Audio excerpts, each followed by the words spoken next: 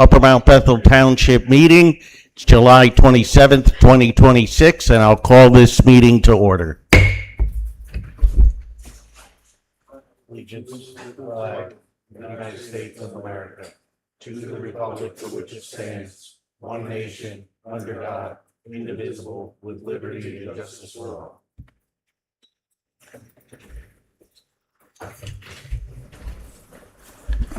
Good evening, everyone, and in attendance tonight for tonight's meeting, we have Supervisor Erler, Supervisor Ekman, Supervisor Albert, Supervisor Friedman, and I'm Supervisor Birmingham, so we do have a quorum for tonight's meeting.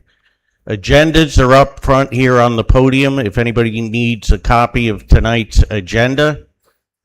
With that said, have the supervisors seen tonight's agenda?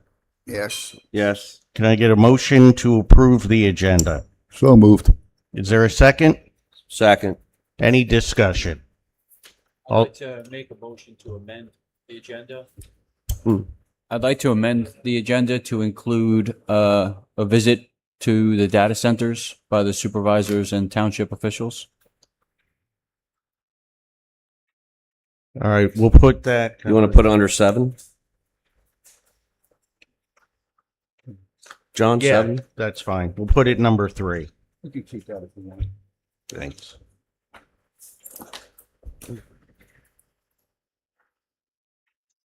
Okay, with that being said, with the agenda amended, can I get a motion to approve the agenda? So moved. Is there a second? Second. Okay, all those in favor of the motion say aye. Aye. Any opposed? Motion carries. Okay, we'll have public comment. If you want to make a public comment, you come up to the podium, give your name. You have 3 minutes. Our township manager, Nick Graziano, has the timer. And when the alarm or clock goes off and your time's up, please wrap up your public comment, because we have a lot of people here tonight and we want to give everybody a chance to comment. So 3 minutes and then I'll have to cut you off. Okay, Charles, looks like you're up first. Thank you, Mr. Birmingham. Good evening. Charles Baltic. I'm a resident of the township and one of the elected auditors of the township. I hate to be negative, so I'll start with the positive. I was at Friday's meeting, and I thought there was an excellent discussion by the township residents about the issue. It's an incredibly important issue. It's an incredibly complex issue, and it's a difficult one for the township, and it poses a lot of potential benefits and a lot of potential risks. But people spoke who brought a lot to the table in terms of knowledge and perspective on both sides of the issue. Stephanie Donnelly, Ray Higgins, Stavros Borbonis, Paul Taylor. Ron Angle gave a very good recitation of the history of the actions of this board relating to data centers. He should have been allowed to finish his remarks. And I think the result that was reached in the meeting was the right result. And I say that not because I'm in favor or presenting that I'm against. I do not want data centers on farmland in this township. The situation with the industrial zone is a separate animal, a different story. It's private land and it's zoned industrial. But what you were about to do on Friday with the curative amendment was do something on very short notice without full and thorough consideration. And frankly, it would have looked like bad faith coming on the heels of negotiations with the developer. That they actually met what I understand was the request of the township for a tremendous community benefits agreement, $50 million, I believe, for the township. So, you know, one word that was missing in the whole evening was the word reasonableness. You know, in this country, if you have private property, you get to exercise your property rights. And if the township wants to regulate this development, it has to do so reasonably. That's going to be the standard in a court of law. And you as supervisors have to conduct yourselves according to that standard. So I think we waste a lot of time in this township on things like dysphagia awareness and saddling the township with a police force for $1 million a year and entering Planned Slate Belt and then leaving Planned Slate Belt, potentially becoming a parking vendor. when we ignored for months and months and months the potential that you guys had to pass a curative amendment or to do other things in terms of policy to protect this township from development. So I would just encourage you to please take your job seriously. I know you do. I know you work very hard, but you really have to focus on this issue and solve it for the benefit of the township, whatever that answer is. The one other thing I'd like to say is if there is a community benefits agreement, I, as a citizen, have offered a statement of principles to guide how the money should flow to the township. The supervisors have not done that. In the sake of transparency for this township and credibility with the residents of this township, you as supervisors should publish a statement of principles about where you want to devote resources from a community benefit agreement if we have a development and we have a CBA. Thank you. Thank you, Charles.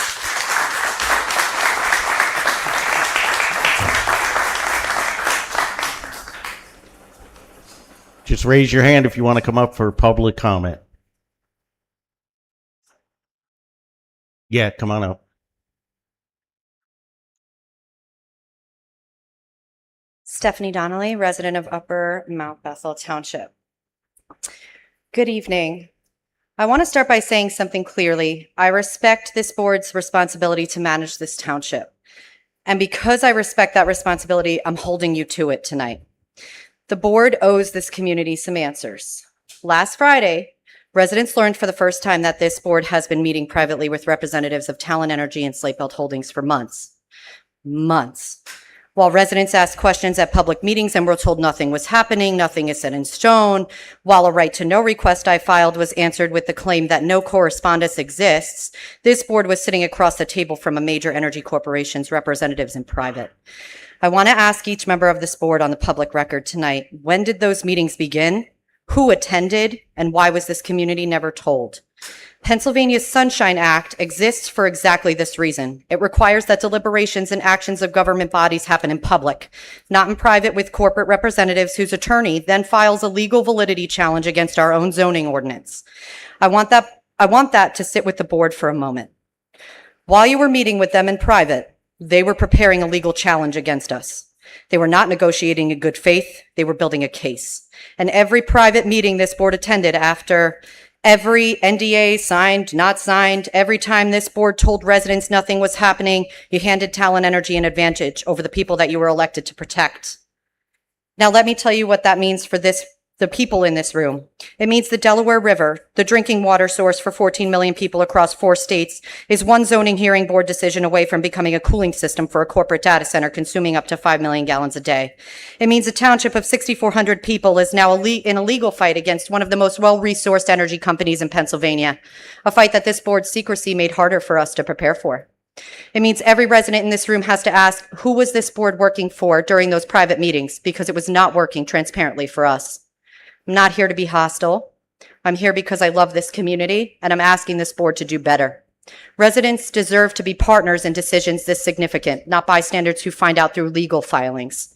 We are intervening in that zoning hearing board proceeding.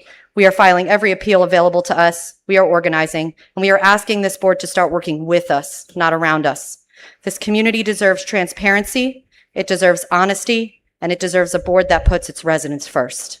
We will remember come election time who stood with this community and who did not. Thank you. Thank you.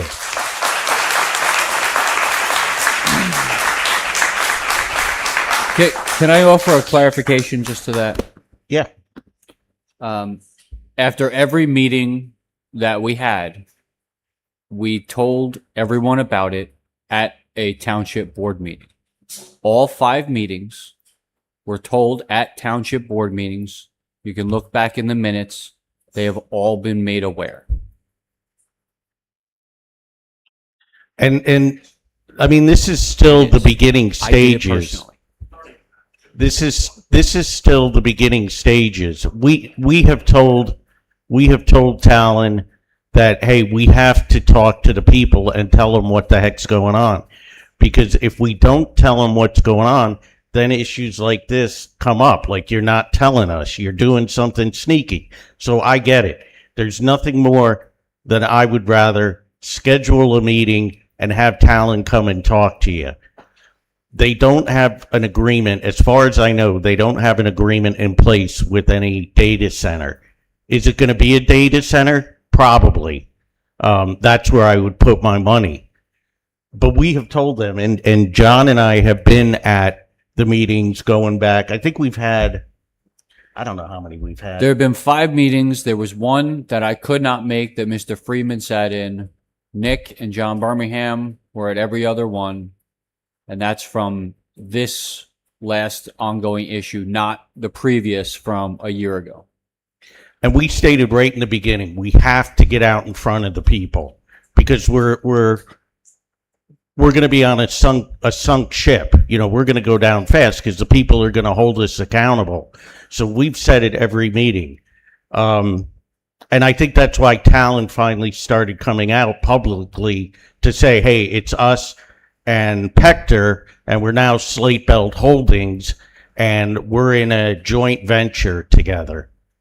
As soon as, and Ron, maybe you could comment on this too, but as soon as they sign the agreement, are the supervisors able to go public, or are we still, we haven't signed an NDA, so there's nothing holding us back. What agreement are we talking about? Let's say Slate Belt Holdings signs an agreement with one of these big data center companies, and that data center company is going to come in and buy the property and put all the data centers up. Once that's finalized, at that point, can we go public? If we were made aware of it, I mean, Slate Bell Holdings can say, we're not going to tell you who's coming in.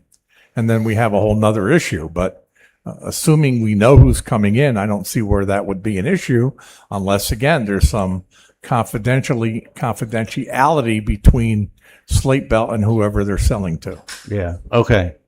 Thanks. And you want to come up for a public comment? Come on up.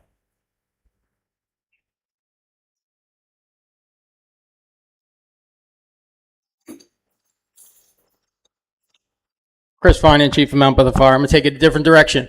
I know what everybody else is here for. If you drive by our firehouse, you're going to see a nice new sign being installed. We saved up a lot of money through fundraising to purchase that sign. It's a new digital sign, so we'll be able to put some safety messages out on it, like when to change your smoke detector batteries or carbon monoxide batteries, or other messages on it for the township also. So that's what I wanted to say. Chief, sorry, I didn't recognize you back there. My eyes are a little old. Incognito today. And I did see the sign, Chief, and it looks great. So when you guys are leaving, drive down 611 and you'll see the new sign. Who else wants to come up for a public comment? Shane.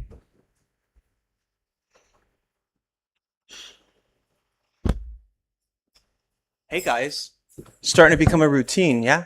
It's good to see you at the meetings. Thank you, sir. I care about my township, you know? Out of all the places I could have lived, I'm not a native here, but I chose to be here because when I first came to Mount Bethel, I didn't see a McDonald's or a Walmart. So I was like, this is for me. With that being said, to not use up all my time, last time I was here, I spoke about the water blowdown that's from the alleged closed loop system, which there is no such thing as a truly closed loop system. And for those who don't know, a closed loop system does have water that's put into it. It goes around and around and around and around. Some of it evaporates, and the stuff that doesn't evaporate gets released back into the environment. Most notably, not treated. And some of those chemicals in this blowdown directly from data centers, and this is very easily fact-checked information. This isn't a conspiracy theory. There was a gentleman here last week that said they don't use water, which I think most people with an IQ above room temperature at this point know that's not true.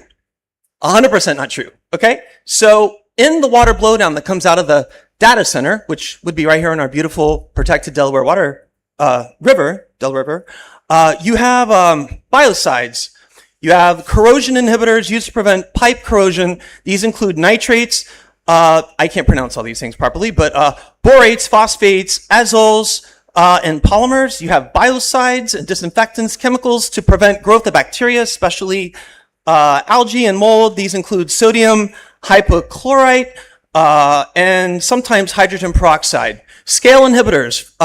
Phosphates are commonly used to prevent mineral buildup. pH adjusters. Sodium hydroxide, which is added to maintain a pH between 7.5 and 9.0.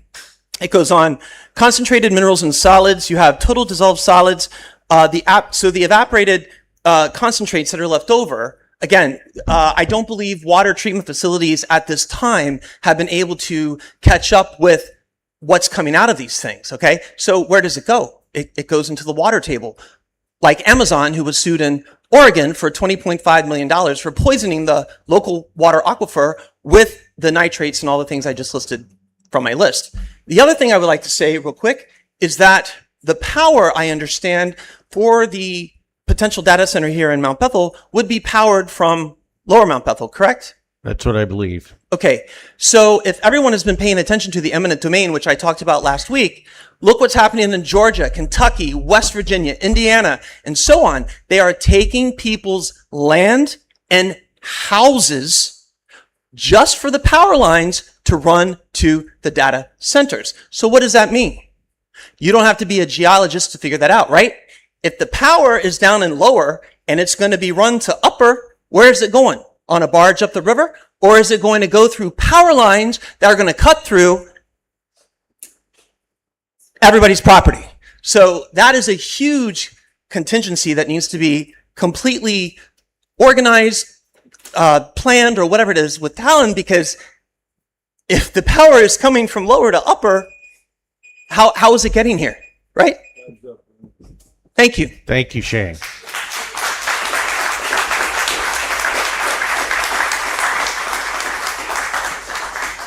Justin, on anything that Shane had just spoken about, can any of that be addressed in the text amendment? So, yes. Okay, Yes. great. And Ron, just a question about eminent domain. If the power company is saying we've got to put power lines and we have to go through people's backyards and we want to exercise eminent domain, the power of eminent domain, is that coming from local government or is that going to be a state government? It is a local government action where you are condemning land for a various use. However, understand you have to pay for that. It's not free. Yeah. So in any condemnation, appraisals are prepared to determine what's the value of the property. The property owners can then object to that value and say it's not high enough. So there's a whole process. Yeah. So the people understand the Board of Supervisors up here would have to allow for eminent domain to happen. So the supervisors can stop it, and then the power company's out of luck. Yeah, go ahead, Shane. I'm really sorry. I mean, no disrespect to undermine or contradict anyone. From the way I understand it, the eminent domain does not come from local government. It doesn't even come from state government. It comes from federal. So if there is a challenge and eminent domain is involved, we can't say anything about it. It's just going to happen. And yes, you are correct. You will be offered what they consider a fair assessment, but you have to take it. Or you can argue fair market value. They will take your land anyway. Yeah, you can get fair market value, but you're still going to lose your land, is my point. Ron, is it local government or federal? Pennsylvania has a condemnation act. It is not federal, although can the federal government condemn? Sure, it can condemn, just like the state government can condemn. But we're talking about local government doing a condemnation for local matters. Yeah. So do we believe truly a multi-billion-dollar investment by an energy company is not going to challenge that on a state level, and they're not going to pull every possible lever that they can to make their project go through? Is that what we're assuming? We'll talk about that more. Let's move on to public comment. Yeah.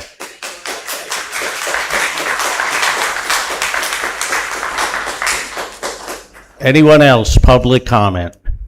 Yes, sir. Come on up. Jason Abbott, Sandy Shore Drive.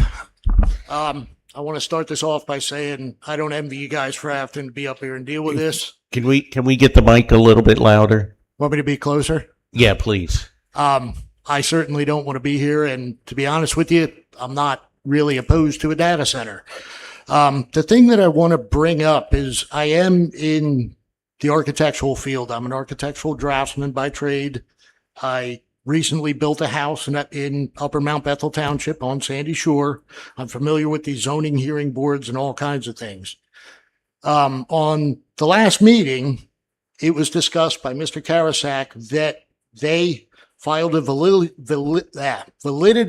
challenge on literally hours before you guys made an amendment, I guess, to the amendment, that we were going to be able to put in place some zoning laws regarding the performance standards of this. They basically did that, and I think everybody would agree, so that they could get their foot in the door, basically, before we did that. My question to you is, why wasn't that application flat out denied? This is an application to the zoning hearing board. It has to be accompanied by a site plan. If it is not, what they produced was a sketch. That sketch is more than good enough to go to the planning commission and by your own zoning laws, specifically 350-40, and even the rules that are listed on the application, that application should be denied and deferred to the planning commission. They skipped a whole step. I mean, in you guys' words, we don't really know what they're building. You even said it again tonight. You said it at the last two meetings. We don't know what you're building. So how are they able to present an application to the zoning board if we don't know what you're building? Ron, can you answer that? I'm assuming that, and you know what you say about assume, that the zoning officer reviewed the application and determined it was administratively complete. I agree that if it is not administratively complete, it should have been rejected, but that that ship has sailed at this point. How is that ship sailed? Because it has been accepted and the check has been accepted and Okay, the but under and the your matter own has been zoning put laws, on. it should not have been accepted. That's, Number you one. have to Number take that two, up with the zoning officer because someone determined it's Where is she? administratively complete. I saw the plan. I did see the plan. Hold on. Okay, hang on. Let's. After Friday, I reviewed the plan, and it's a 44-page full documentation with maps, sketches, everything. That's not what's on your zoning plan as exhibited as evidence, though. What's on your zoning plan is a simple screenshot of a GIS map with buildings and stuff that you couldn't really perform any type of zoning information off of. There's not enough data on it. And if wherever Mr. Abbott is looking, if it does not have the full application or plan, then I can see what his argument is. But as I said, I'm assuming that the zoning officer reviewed this application with the 44-page document and said this is administratively complete and accepted the check and accepted the application. Do you know, Nick? Do you know Tina accepted the plan, the conceptual plan? There was a site plan to it. I'm not a zoning, I'm not the zoning officer, Jason, so. But there was a site plan that was administered with that plan with the 44 pages. And it is online if you want to Yeah, view but it. that is not a site plan. Okay, what they showed you is a sketch. Now, under your own zoning laws, a sketch is allowed. Yeah, I can't determine that. I mean, if you're an architect or we have an engineer here, Yeah. right? I can't certainly determine couldn't submit that But to she build did, anything. the question to me was, did she accept it? And she did. So Great. I mean, as you say, if there's a gripe, that there will be a hearing in the public, there'll be a hearing, and that's an argument that you can make to Chad DeFelice is their lawyer, because that's actually just their own group, the zoning office. It's like a small court. But you could bring that up with them. But what our solicitor is saying is it was accepted, the checks were cashed, Tina received it, Yeah. she's the one that signed for it, she accepted it, so I'm going by what the zoning officer said. If it's wrong, I don't know. Right, well. And you think it's wrong? Yeah.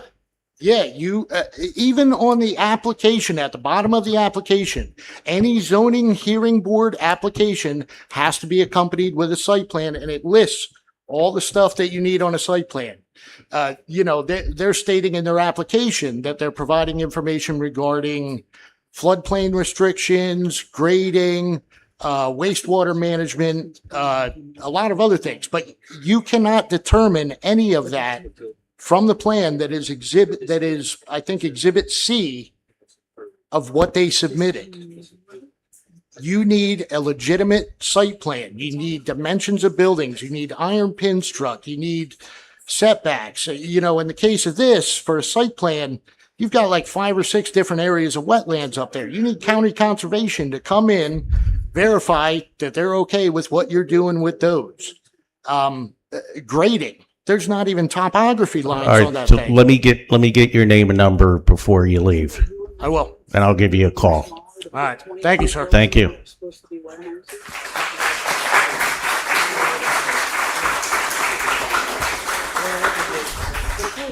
Anyone else? Public? Yeah, come on up.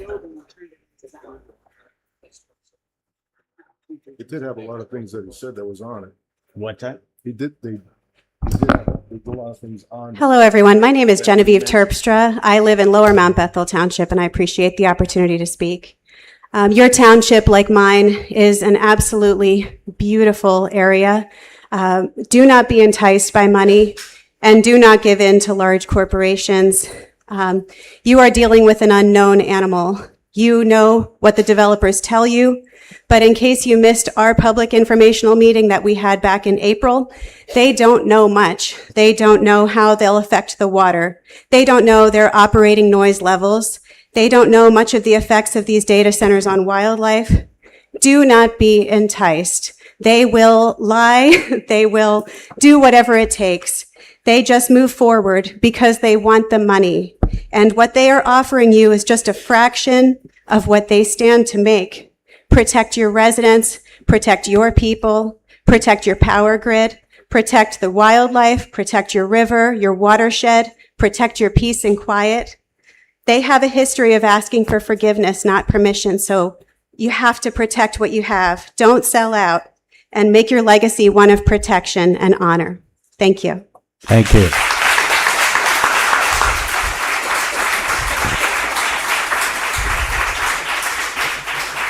And to our friends in Lower Mount Bethel, we thank you. And if you see Melissa in the township building, tell her hello, please.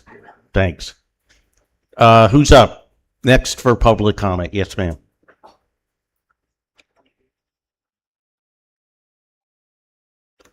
Good evening. My name is Rachel Lynn, and I appreciate the opportunity to be here.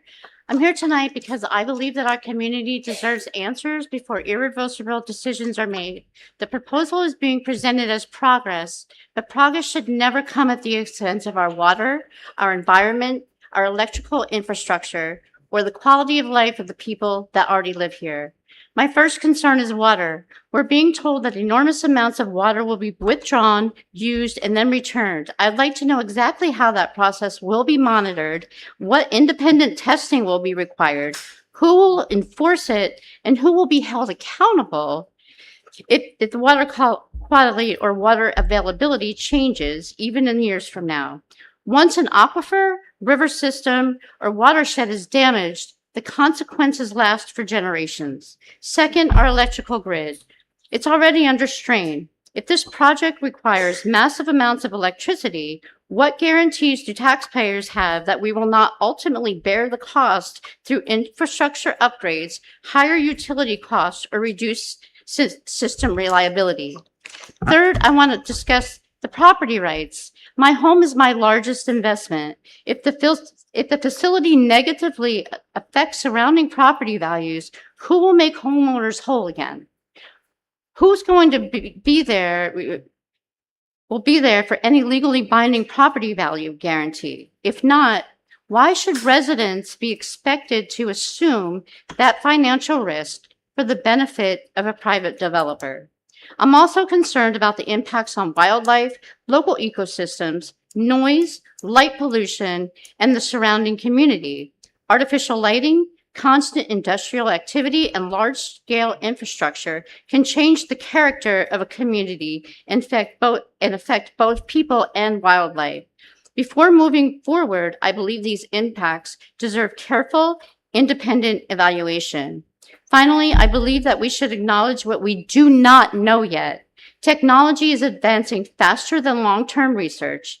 If there are unanswered questions about the cumulative environmental or public health impacts of facilities of this scale, caution, not speed, should guide our decisions.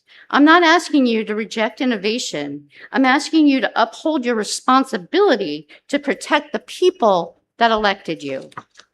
Please require complete transparency, independent scientific review, enforceable environmental protections, meaningful public oversight, and legally binding financial safeguards for residents before approving any project of this magnitude. Once this facility is built, our community cannot simply undo the decision. The property and future of this community ahead of promises that cannot be guaranteed. Thank you. Thank you.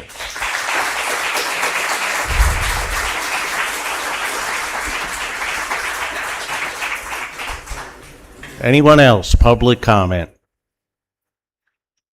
Yes, sir.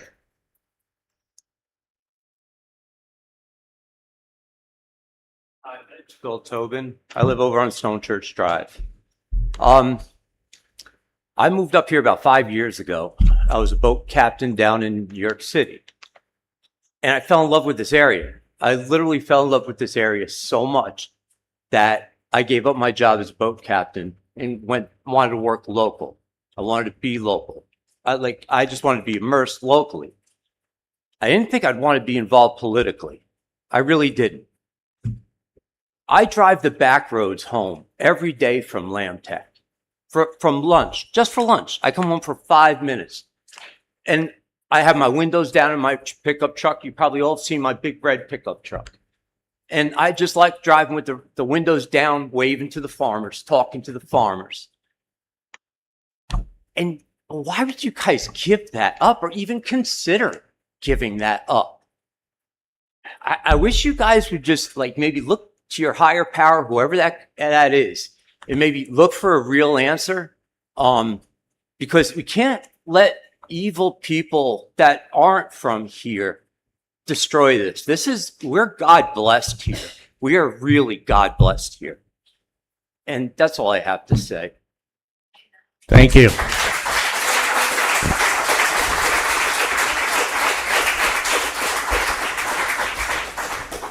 Anyone else? Public comment? Ron, now's your shot. If you want to make a public comment, go for it. All right, then go back and sit down and we'll move on. First, I'd like to apologize for being quite worked up Friday night. But you have to understand, I've been around government my lifetime. I know good government. I know bad government. I know how all these things work. The only person in this room probably has more knowledge than me about township government, open meetings, planning commission, you name it, is our solicitor, Mr. Karasak. And I wish you would have took him along in all your negotiations, by the way. I also wish you'd have took along Stavros Barbonas on your negotiations. It would have been worthwhile. But here's what had me so worked up Friday night, is there was a meeting with Talon. Talon's a New York Stock Exchange company. It's some not fly-by-night outfit from who knows where. It's a New York Stock Exchange company. And they're in the business, the power business. They're really not in the data business. They're in the power business. And they wanted to come to Mount Bethel at the location where Hector originally said warehouses and truck traffic. And people went wild. We don't want the warehouse and truck traffic. Before that, most people out here won't even remember this. It was a detention center for illegal immigrants, families that would have been put on an airplane and sent back to wherever they came from. There also was an outfit one time proposed recycling restaurant and grocery store waste into compost. People didn't want that. It's always been zoned industrial down there. Many supervisors through the years, who I hear grumbling here from time to time about it, they could have changed the zoning if they wanted to. So along comes Talon, along comes Lou Pector, and a data center. What disturbed me the most, though, is Charles Baltic. What he said was 98% exactly my thoughts, that this whole thing was handled wrong. It really was handled wrong. But what got us to last Friday night was, and I'll sum up real quickly, I can get in 3 minutes this time, which I usually can do, is Mr. Friedman and our chairman, Mr. Birmingham, negotiated with Talon. And Mr. Friedman, and I'm not so sure why he ran this, quite frankly, demanded $50 million of Talon. I mean, I don't know. Usually somebody has a gun in a getaway car when they demand $50 million, but he wanted $50 million. And Talon actually went to the side, thought about it, came back and said, long as you're going to use it for the betterment of Upper Mount Bethel Township, we'll give it to you. Now, we go back to last Friday night. You didn't need a meeting last Friday night. You could have done last Friday night, right here tonight. You could have done the same thing you'd done there. There never needed to be that meeting because Mr. Friedman thought a curative amendment would get rid of Talon. And yes, the zoning hearing board, an attorney from Pittsburgh, last name Rooney, the last name of the firm, filed with the zoning hearing board the day before, the 13th, for a hearing. Frankly, I believe, again, with my knowledge, and I know maybe Mr. Karasak would tell you the same thing, I believe as this moves along, they're not going to see a need for a hearing because they're agreeable to work with the township. Okay, they got to wrap it up, Ron. Okay, they just done that to protect their interests, and you can't blame them for doing that. They have a lot of money tied up in this.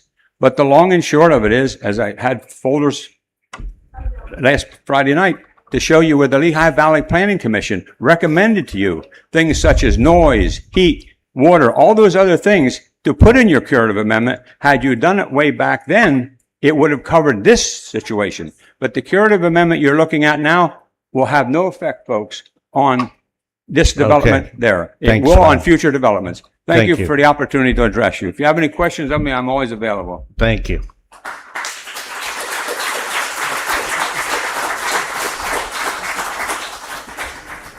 Anyone else? Public comment? Yes, sir. Paul, wait, just wait. Okay, Paul, you're up.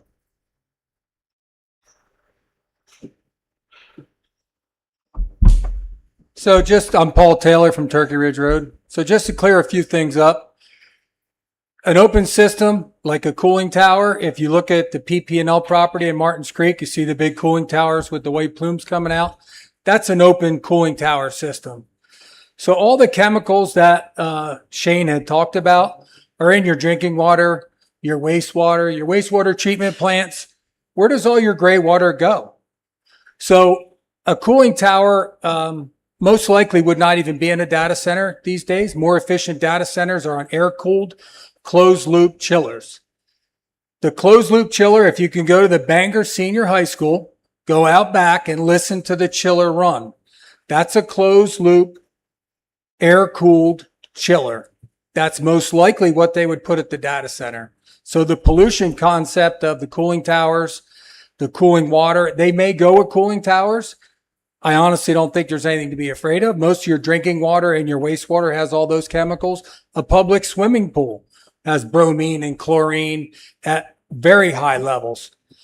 So to want other industry there, you don't know what else you're going to get. But as far as a pollutant, the data center should be the least intrusive and pollutant to our township. So do your homework, guys. Go to the high school and look at the unit. Thanks, Paul. Yep. Hold on, Shane. Shane, you've already gone. No, Shane, you can bring it up, but I've got this gentleman who's been waiting.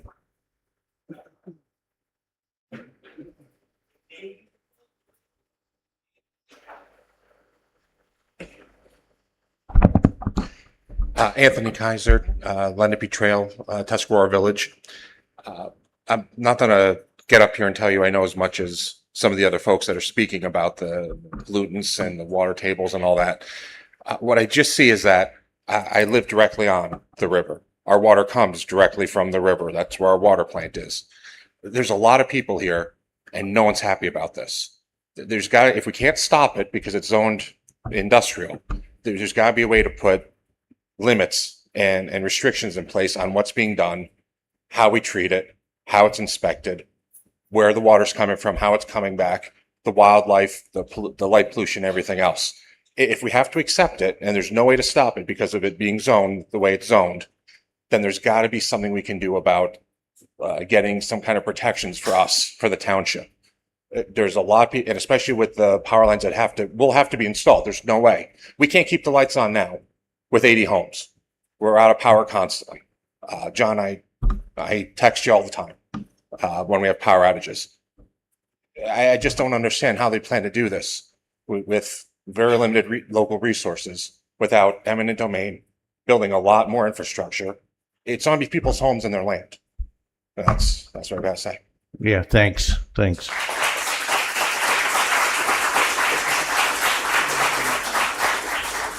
Justin, will the text amendment be able to have water protections in place? Yes. Okay. Thank you. Anyone else? Public comment? Okay, moving on. Got a hand back there. Who? Oh, I didn't see you. Sorry. Come on up. I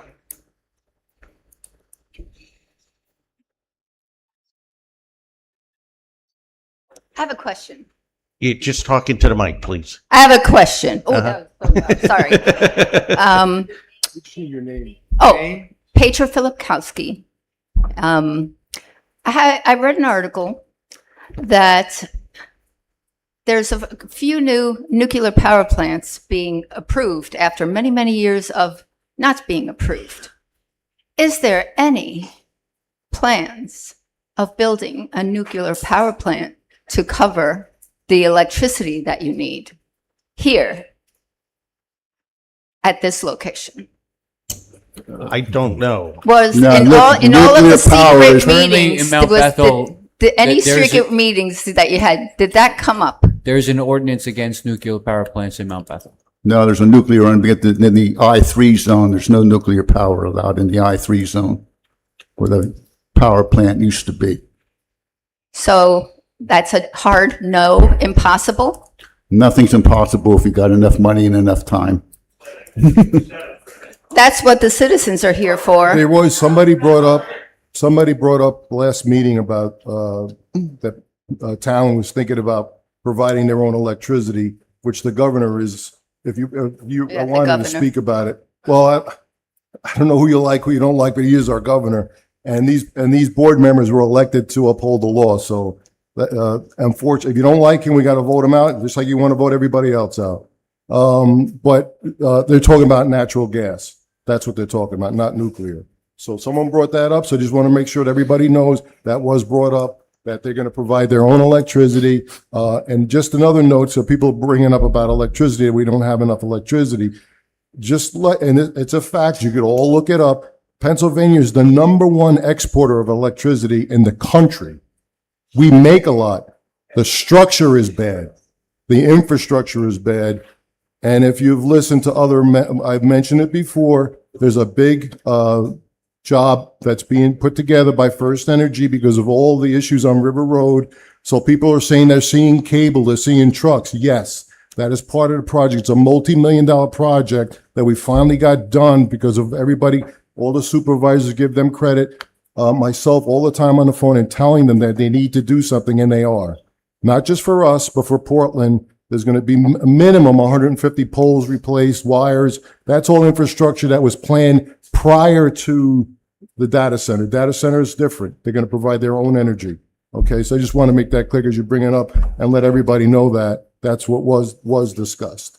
And just another note is, I think Stephanie brought it up about her right to know, a meeting, okay? An official meeting has to have a quorum. A meeting with 2 supervisors and anybody else, a manager, is not a meeting. No notes, no nothing, anything is a right to know. Or And a that loophole. My time is up. And I could read you that. This is our zoning, this is our sunshine law, and it's all documented. Unhappy with living in Mount Bethel other than the continuous truck? Is No. everyone happy? And who The should- comments have to come up this way. We And don't want these. I'll give you, hold on. I'll give you one more minute since Nick took over your I public took all your comment. time, I'm sorry. So Nick, give her another minute. Another minute? Yeah. I just wanted to make the point that you guys represent us. And I understand that you zoned it industrial, whoever, way back when. Big mistake, zoning industrial along a river. That was the way before environmentalism. And yet we're continuing on. This needs to be corrected. It's not hard. It just takes grit. And we want you guys to have grit and fight this data center. Amen. Thank you.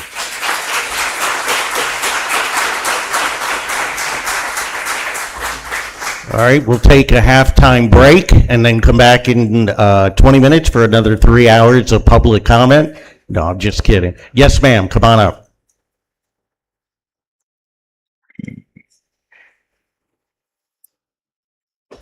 Hi, how are you?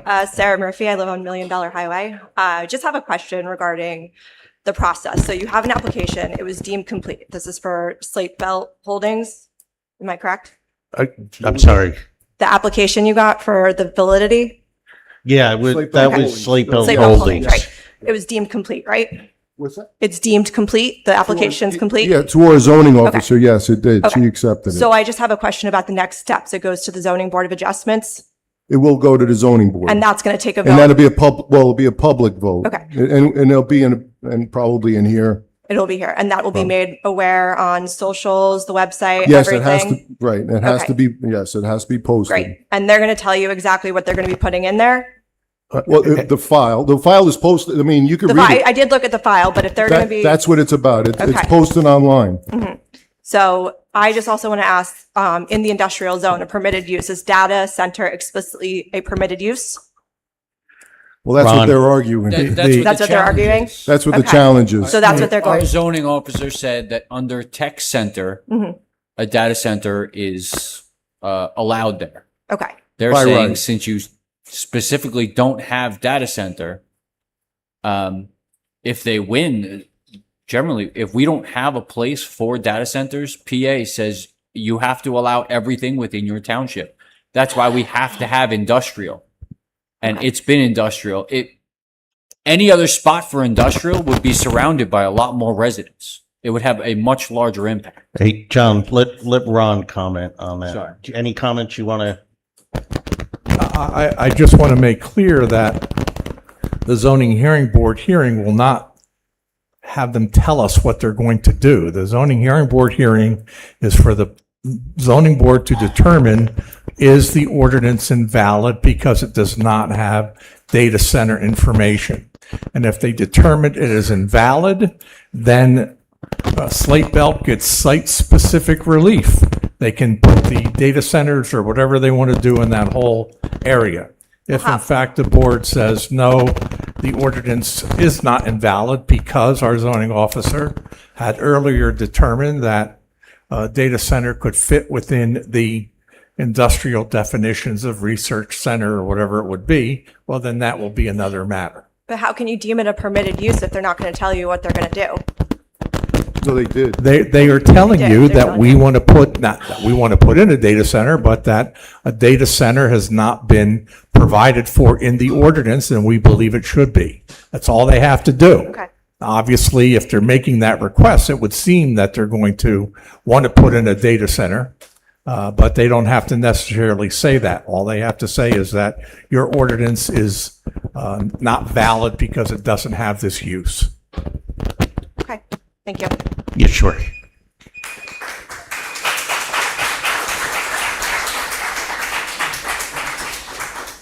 Anyone else? Public comment?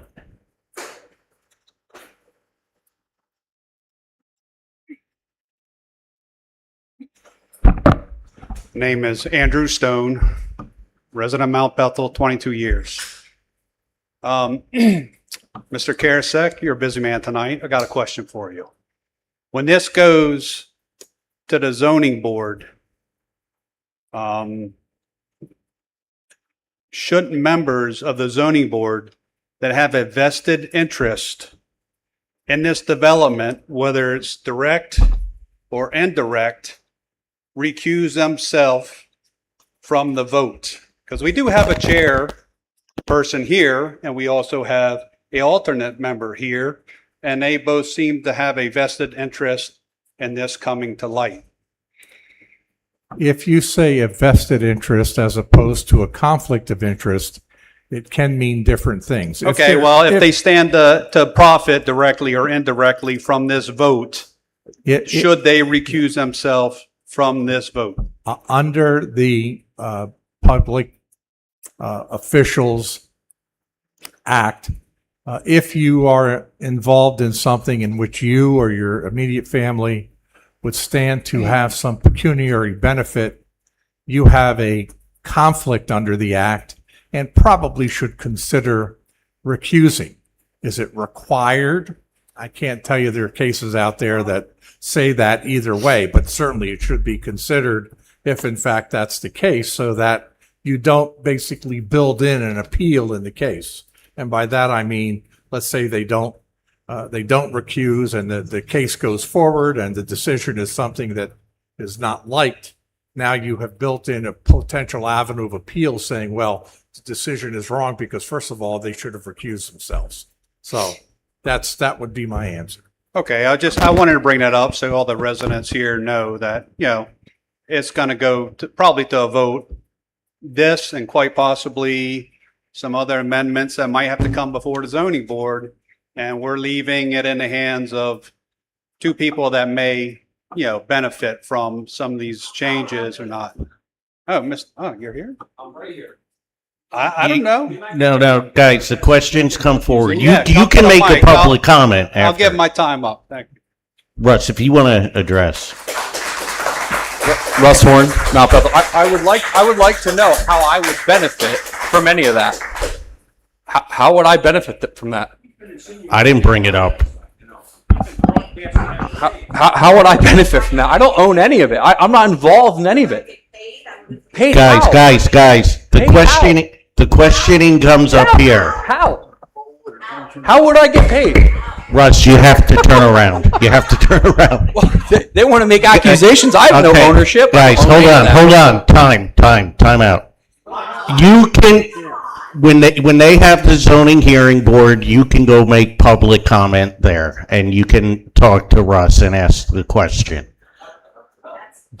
Anyone else, public comment? Anyone else? Whoever has a hand in the back.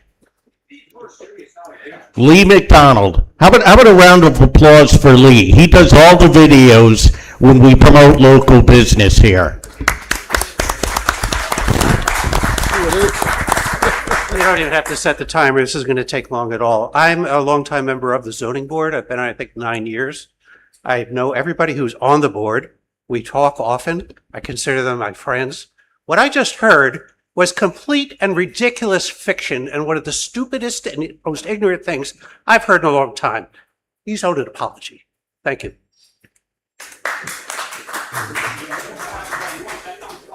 Anyone else, public comment?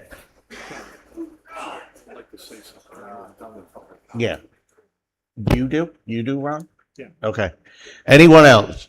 Shane, because then everybody's going to want the exception. Yeah, my name was mentioned specifically. Yeah, I can't do it. You can address it at the next meeting because it's just because then he's going to want to respond and then it goes back and forth. We'll see at the end. Judy, come on out.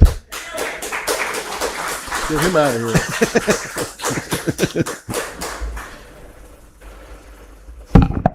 Judith Henkel, 1752 Robin Hood Road.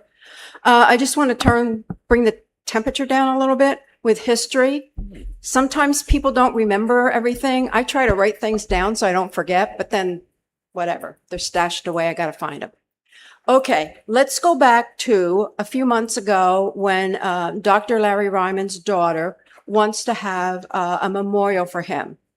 And the thing with that is he grew up across the river in Columbia, lived in Upper Mount Bethel, professor at East Stroudsburg University, environmental studies, et cetera, et cetera. I have, and from his notes and everything, and knowing him well, the electric property, when it was purchased, there was talk back then of nuclear power plants. And so the company they had to have 1,000 acres for a buffer. And so between 611 over to Pine Tree and Potomac Street, all that property was bought. When the company, and they've changed hands several times, when they were here early in our EAC and wanted a project, the people from Houston were saying, the guys down in Houston don't know what's here. They were into birding. So because Dr. Ryman had started, and you'll see there was just an article in the paper about the rebound of the osprey population, they were extirpated. They were no longer to be found in the state. And he started the reintroduction program on the Med Ed property and one on Long Pond. That was back in the 80s. And sometimes little things happen and they can grow, good or bad. So that you have that. He also fought having that nuclear plant there. And so the people from Houston, the guys that were up here from Reliant, they said, Houston doesn't know what's there. We're going to give you the best piece of property for your park with a view of whatever. And between that and then working for trying to get wild and scenic, trying to protect the river. I mean, I grew up swimming in the river. A lot of earaches and whatever. Since those days, the river has been cleaned. We have shad runs again, which is probably why you have ospreys. You got eagles. All that stuff was because people did little things. They kept on fighting for those things that over time build up. So I just want to say to all the people that are here, this is their turn. They're looking at what was happening before, which has changed for the better. And they're saying, we don't want to lose it. And we want to have a voice in what's happening. And I agree. We're like the little Davids who are going to fight the big Goliath Talon. It's going to be hard, but do what you want to do. And I think the best thing you can do is if you're going to be forced to have a data center, you better have the best damn data center there is. And Talon knows that. We've had companies here that were given agreement, like that compost facility. They never came back. They got approval. But they didn't come back because they just felt it wasn't a good situation here. People weren't welcoming them. Thank you, everybody. Thank you.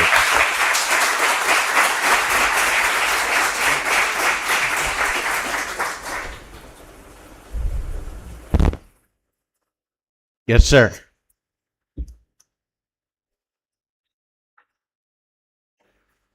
How you doing, everybody? I'm Chris Farley. I live here on the earth, right? Has anybody looked at any of the data centers that are already built? What they're doing to the environment? What they're doing to the farms in the area up to 100 miles around the data center, where actually farmers are noting more miscarriages in their animals. Not only that, but the population of even the deer in our area, the bear, all of it. This is detrimental to this country, to this area, and to everything that we love. I hunt in these woods. It'd be like watching The Simpsons when they pull the three-headed fish out of the freaking water. Is this what you guys want? And I know Friedman, he probably got his hand counting his money already, but that's the way I look at it, But that's where I'm at. Just think of the wildlife you're going to kill. The bees, okay? You want to go to the store and buy honey? What are you going to buy it? Man-made from here on out? I mean, that's all this shit's doing. Just killing everything we live to love. All right, that's all I got to say. Thank you.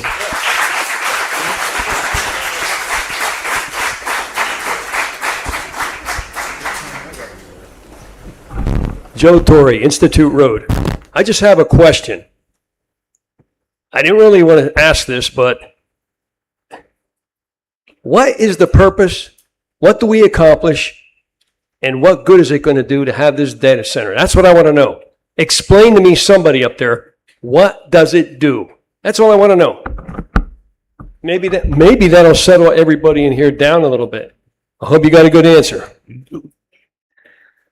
Justin, I think you might be best, but if you can't, just let me know. As far as what the data center is going to provide, Yeah. I would wait to hear from the applicant. I don't know what's proposed. There's No, hold on. Says the scale. I haven't seen the application. I think it's unfair. I think you have to wait to see what actually has been submitted and what the actual use is. You don't know the end user. There's just a lot of unknowns at this point. That's why my recommendation on Friday night was to pursue these safeguards, pursue these regulations to ensure it does come in, fits within the confines or fits within the regulations that the board is comfortable with. Whatever type of data center they come in with, I believe at this point is unknown. At least I'm not aware of what's proposed. Yeah. Yeah. I think it's premature. Does anybody know?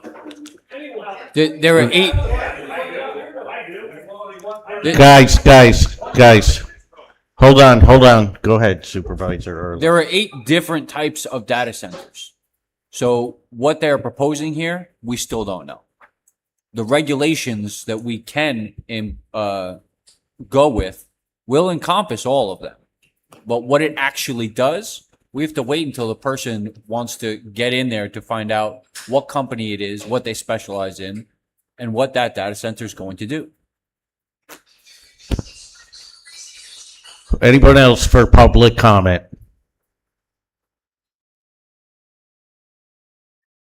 This gentleman and then Stavros.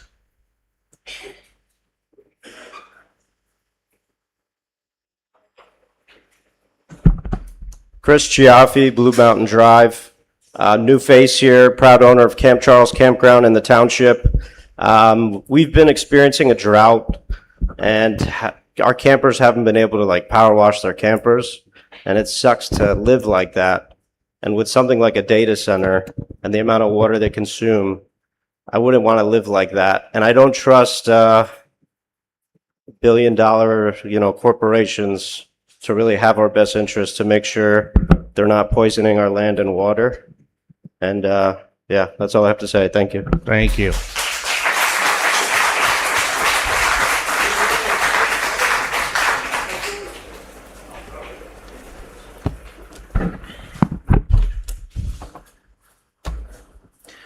In terms of the question.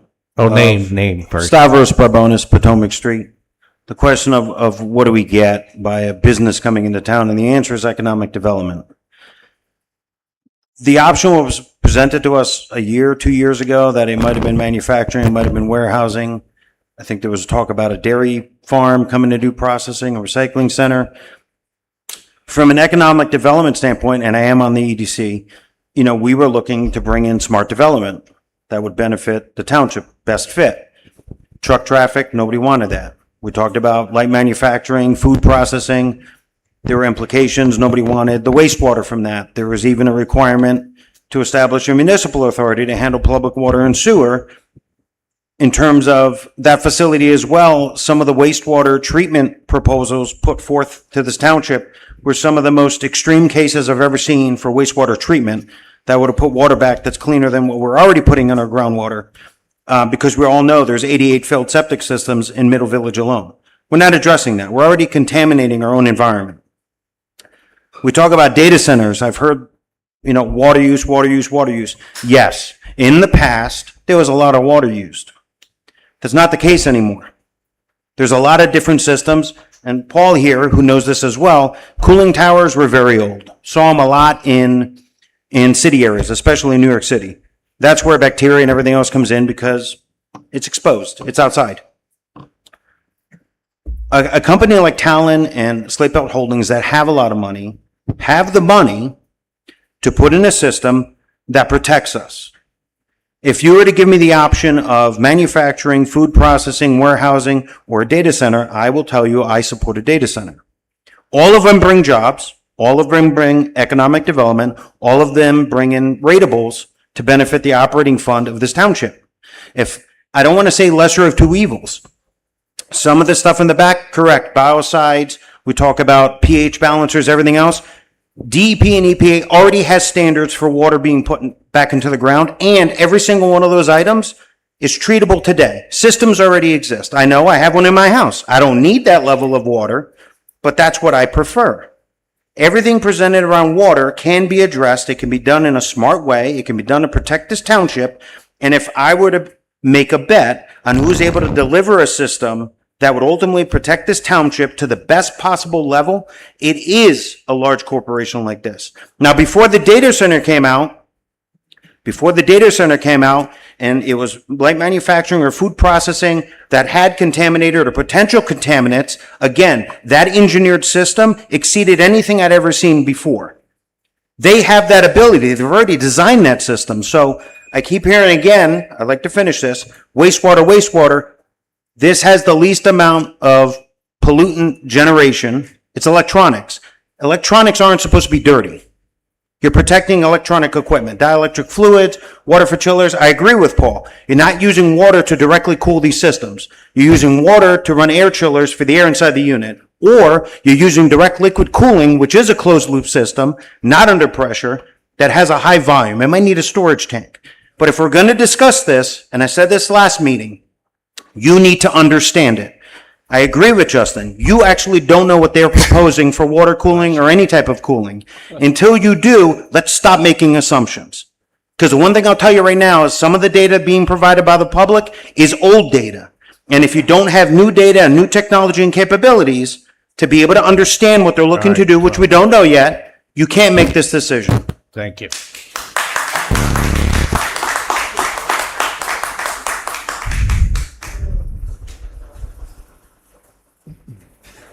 Any more hands raised? Okay, moving on. Ron, you wanted to say something. No, not at this time. It may come up as we go through the agenda. Okay. All right. Announcements. Supervisor Erler. No, I don't have any tonight. Supervisor Ekman. None at this time.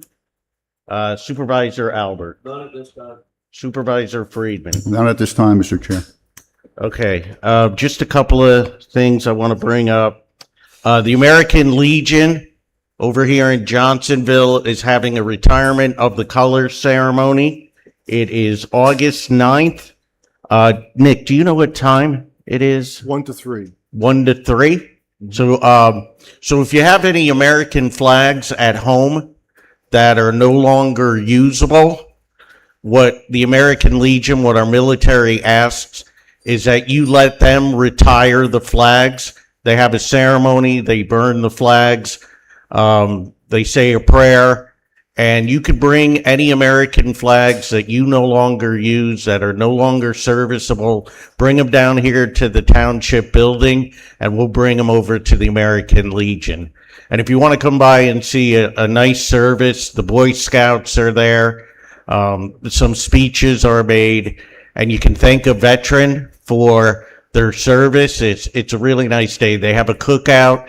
The township supports them, and we cook burgers, dogs, and it's a nice ceremony. So Sunday, August 9th, 1 p.m. It's the American Legion building right on Johnsonville Road.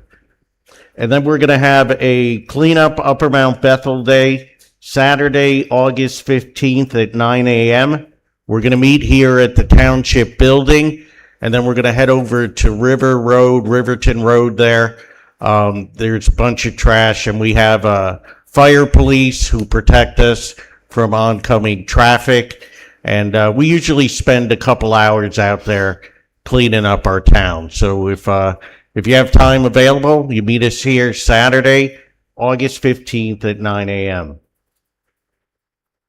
Bo's Playground, which is at Mount Bethel Church, is now open to the public. So you can go there anytime from dawn to dusk, and it's open to the public. It's a nice little playground in memory of Bo Kelly. And then the emergency shelter, which is going in at the Mount Bethel Firehouse right here on 611. We're in the process of converting the firehouse to emergency shelter. Just to give you some upcoming dates. The new bid date is August 4th, 2026. By August 10th, they will review the submitted bids. August 10th is going to have a meeting in person at the firehouse to review bids and select the lowest responsible bidder. August 11th is deadline to evaluate submissions with an intent to award. And then right around that time is negotiating the contracts with the selected winning bidders. And fall of 2026, construction on the emergency shelter will start. So it's been a long time in the making. We've been working on this for about 5 years, and we're finally coming to see its completion. Nick, any announcements?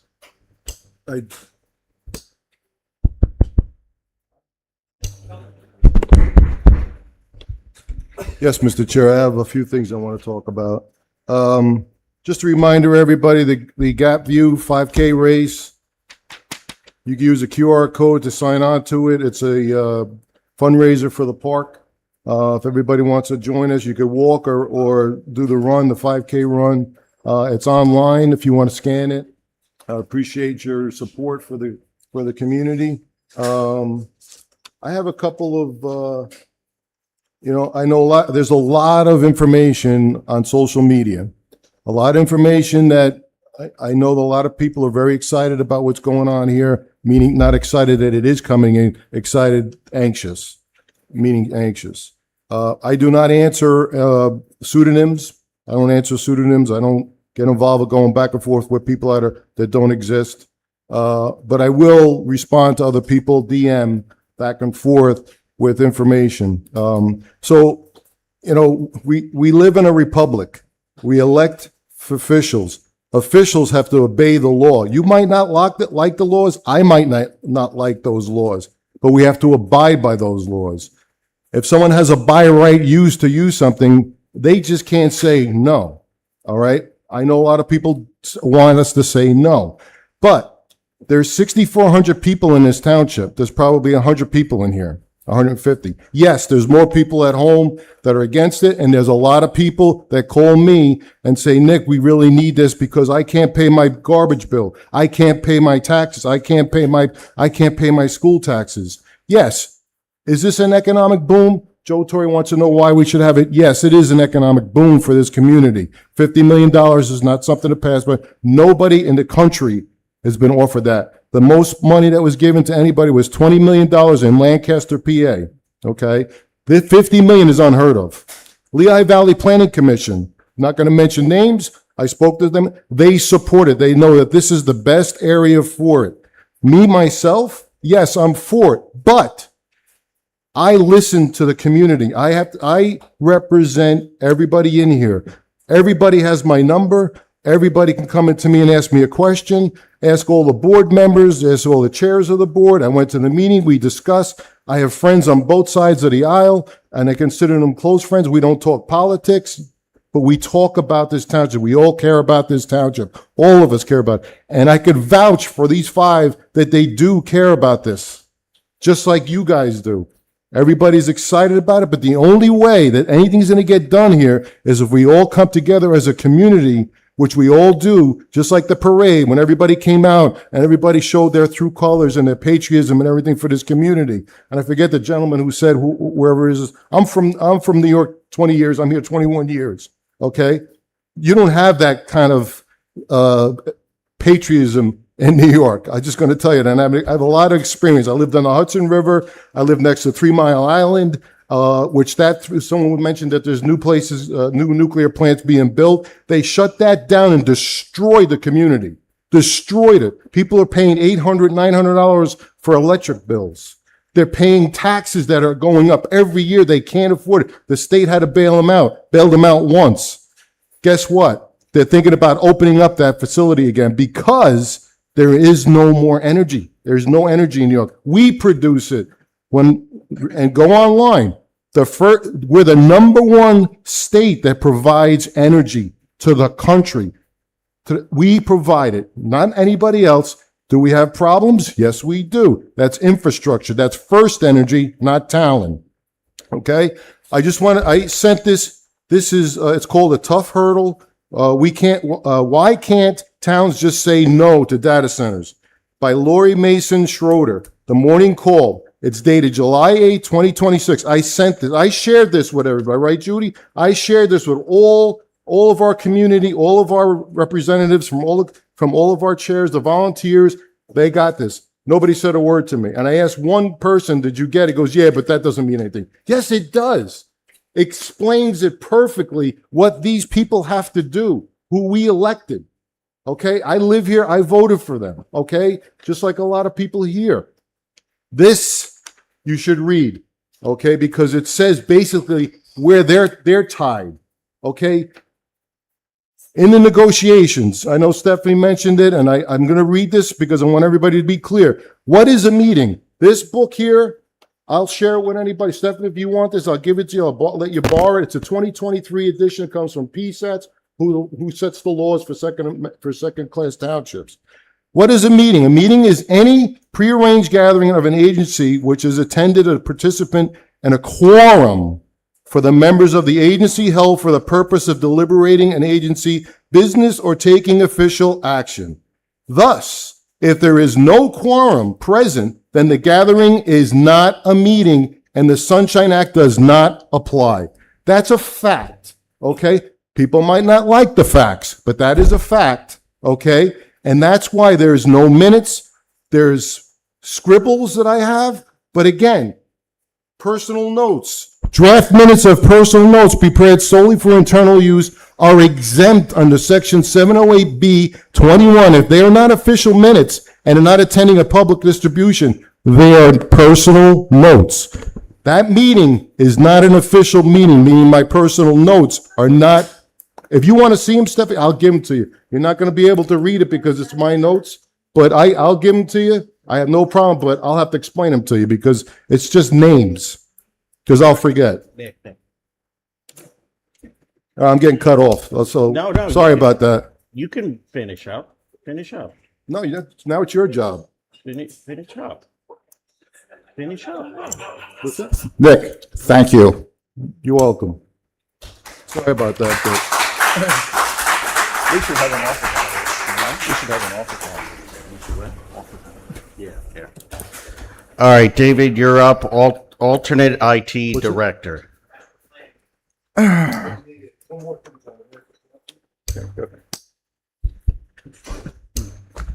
Tomorrow there'll be a master plan meeting starting at 6:00 in the meeting room, and that's about the park.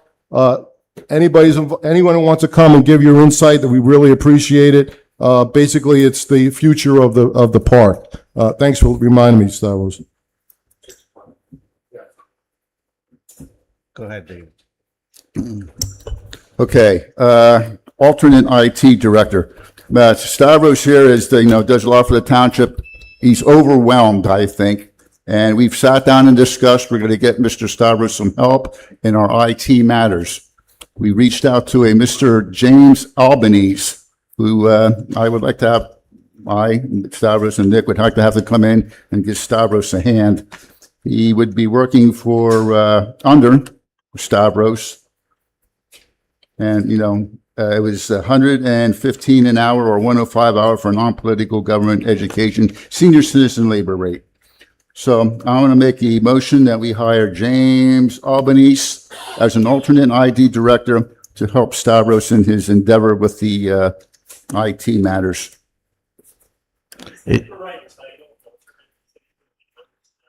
Yeah. Then alternate / associate. Okay, there's a motion on the floor. Is there a second? Okay, I'll second it. I need discussion among the supervisors. And then we can have Mr. Stavros if he wants to make a comment.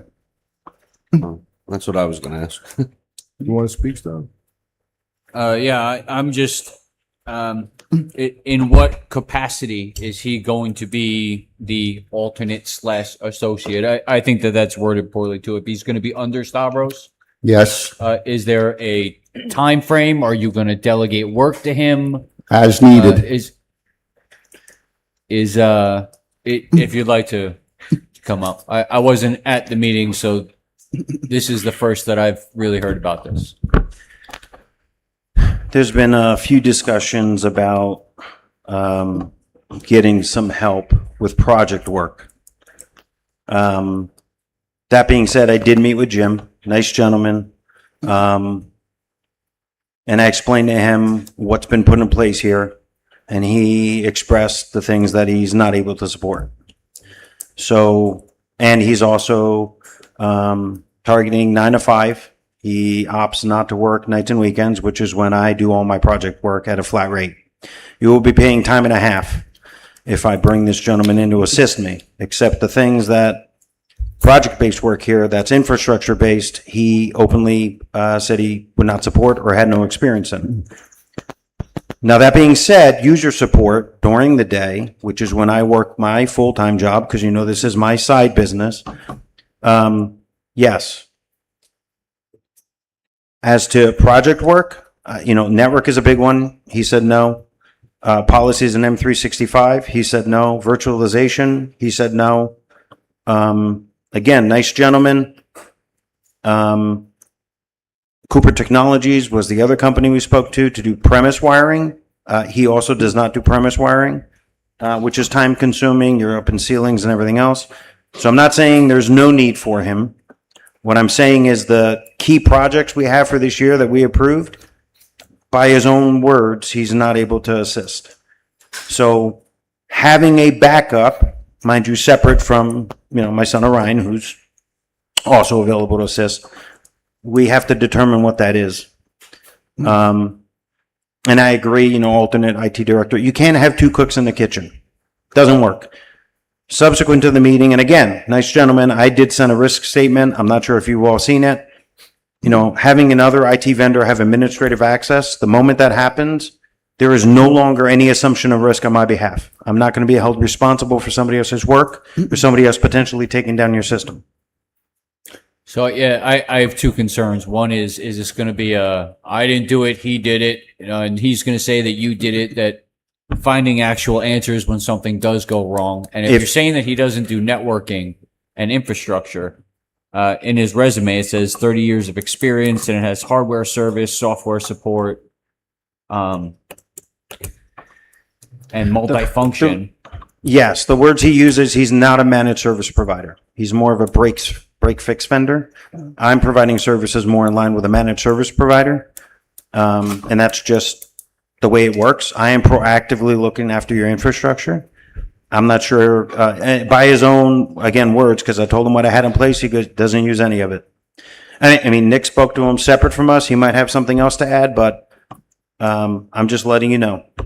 And I mean, he said what's in place at this township is above and beyond what he's ever seen in any other municipality. That comes easily to me. That's not an issue. There are things that happen. It used to be, couldn't get an agenda up. Some of it was late. That's all taken care of by Cindy now. Could be a password being changed, but for the most part, that's pretty quick because it only takes me about 5 minutes. I do travel for work. Things happen during the day where I might not be available. We had this, some stuff with Nick. Things happened. I'm away. That might help, but anything that might happen that's significant, it's not him. If your internet goes down, if your phones go down, if your video security system goes down, it's all tied back to the Ubiquity networking stack, which he openly said was above his head. If it's M365, he could change your password. That he can do. But he openly said he's not going to do any work on the policies, which is important because the township's moving more and more into the cloud because it makes sense. You also got to get away from VMware because of the Broadcom merger. It's going to be very expensive. You're not going to be able to afford it. I'm looking out, and I've always looked out for this township. I've always done the best I can, but it's not my primary position. I openly admit that. So if you need more user support during the day, stuff like that, yeah, he's qualified. If we're talking about project work, stuff's on the side, you know, you're going to end up paying him $152.50 an hour to take on the work that I'm charging you $102 an hour. So that's a financial decision. Yeah, I am conflicted because his rate is higher than yours. His rate actually matches the prior IT vendor of 105. And He was actually a partner of your prior IT vendor. for the network and the critical things that may go wrong during the day, if he can't solve it, That's a decision for you guys to make. I'm telling you now, for him to have that level of access, there was no assumption of risk moving forward. but I do understand that you are tight on time with your other job, Well- so I'm conflicted. So how about a different discussion? What have I not been able to achieve in a timely manner? Now, we already spoke about the agendas and stuff being posted on the website. That was already addressed over a year ago. There's some project work being done. There's supply chain issues. There was a delay in shipping. That's fine.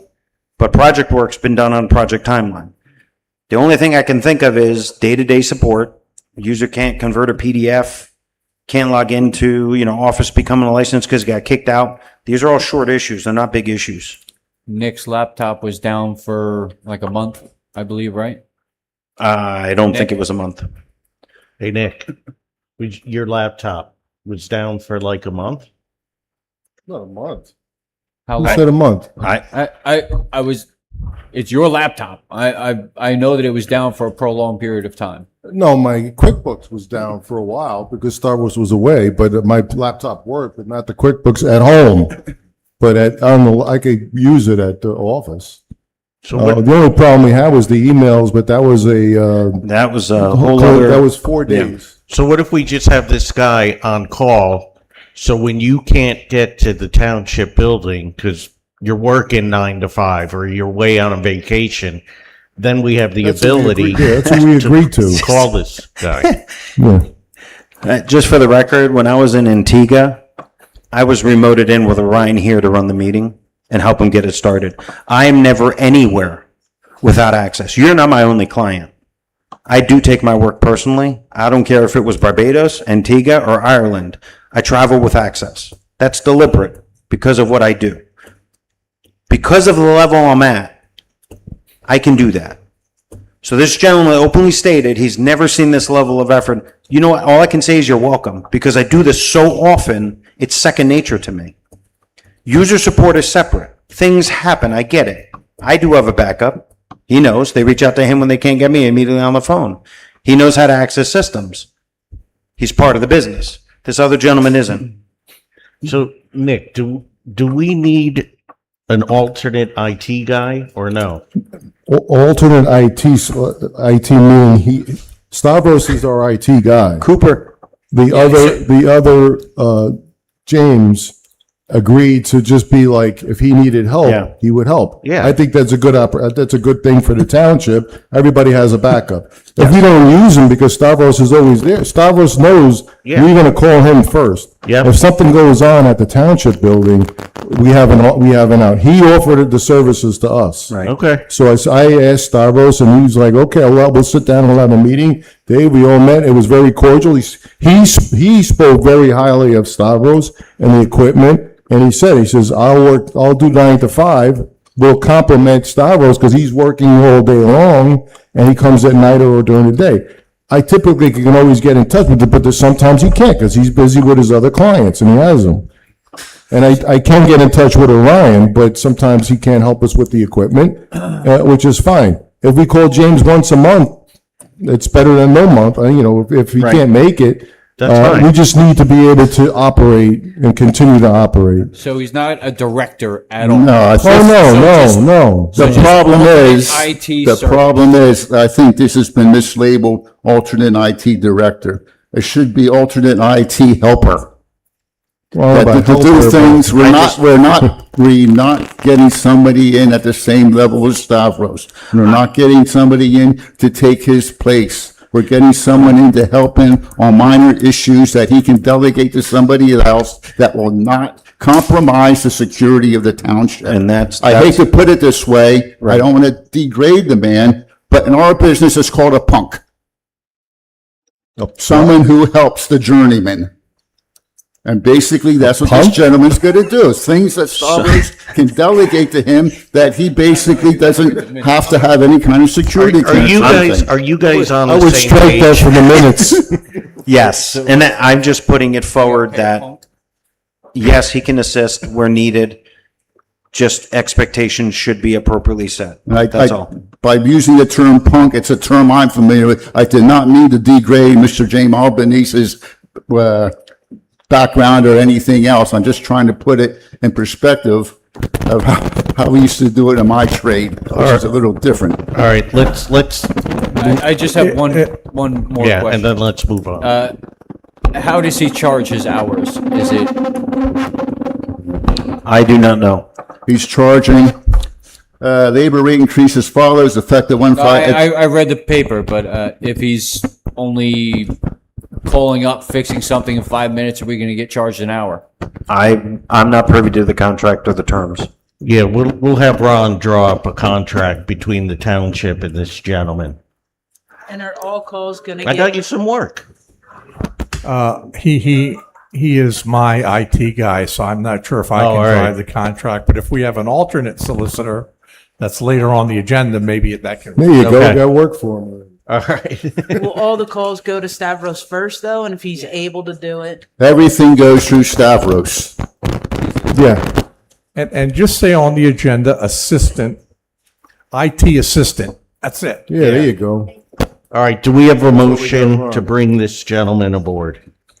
I made that motion. Oh, we did. You seconded the motion. Okay, so we've got a motion on the floor. It's been seconded. All those in favor of the motion say aye. Aye. Aye. Any opposed?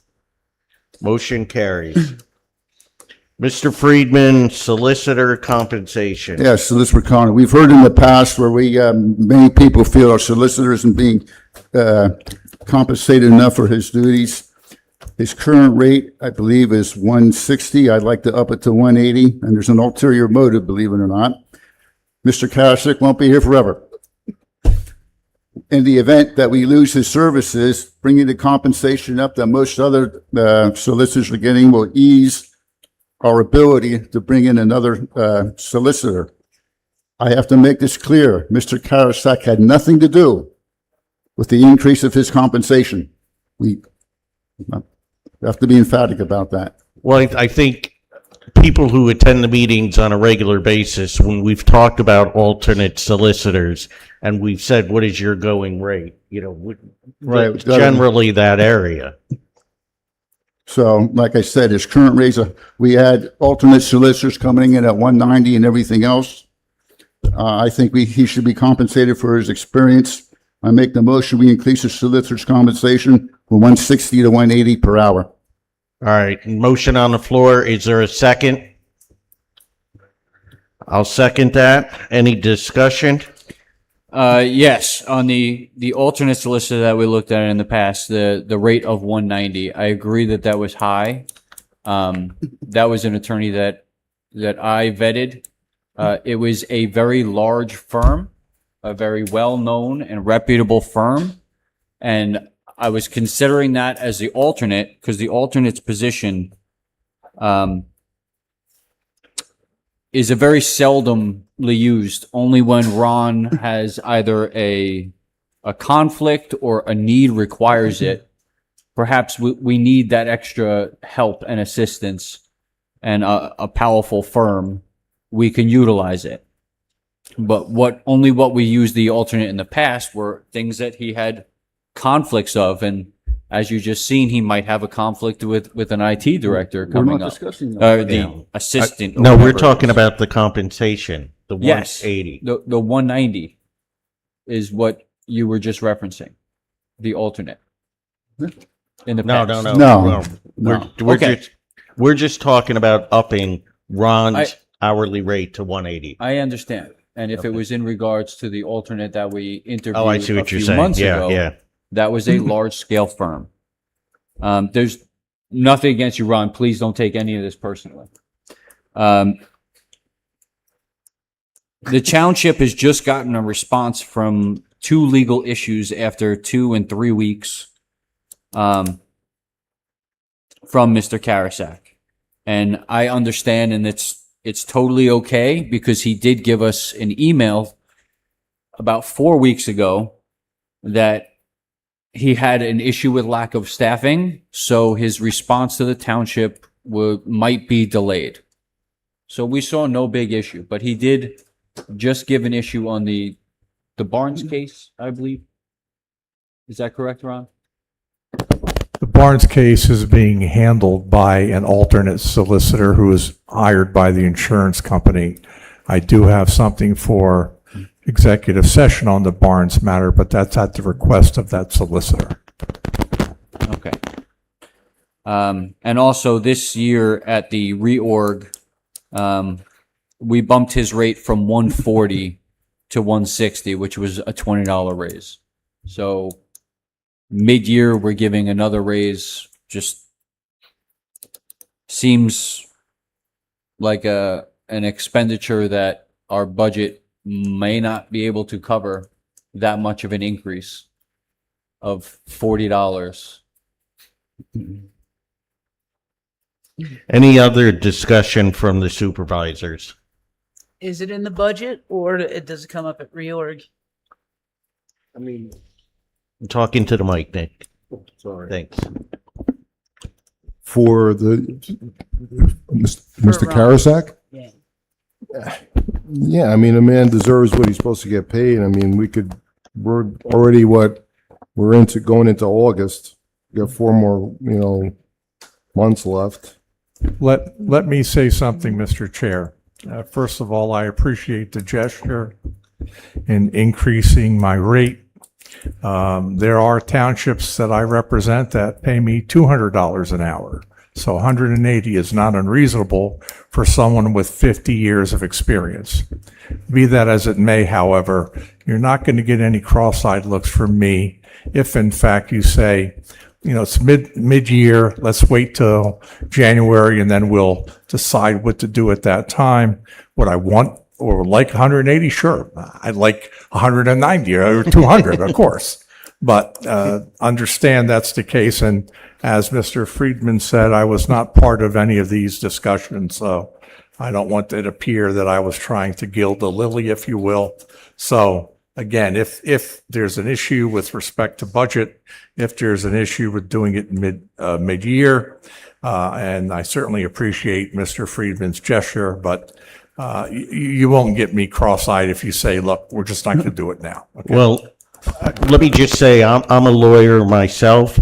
I have my own hourly rate, and 180 is a good darn hourly rate. 160 is a steal. 180 is still a good darn hourly rate. So I favor boosting Ron's hourly rate up. He deserves it. He's been working for the township for how many years? Since 1998. Since 1998. So we'll be pushing 30 years. 30 years at 160 an hour. Yeah, we've robbed the bank enough times at this point. I think we deserve to. I do want to reiterate that the budget was written with him at 140. Nick, if we approve the 180 hourly rate, can we work it into the budget? Yeah, we were talking about $20 more an hour. I mean, like I said, I have a lot of respect for Ron, so. But Nick, what I just stated was that you wrote the budget with him at 140. 160. He got 160 at the reorg. Yeah, I mean. And then go into 180. I gave you my, come back to Mr. Chair. I'm going to look at I gave you guys the P&L for this month.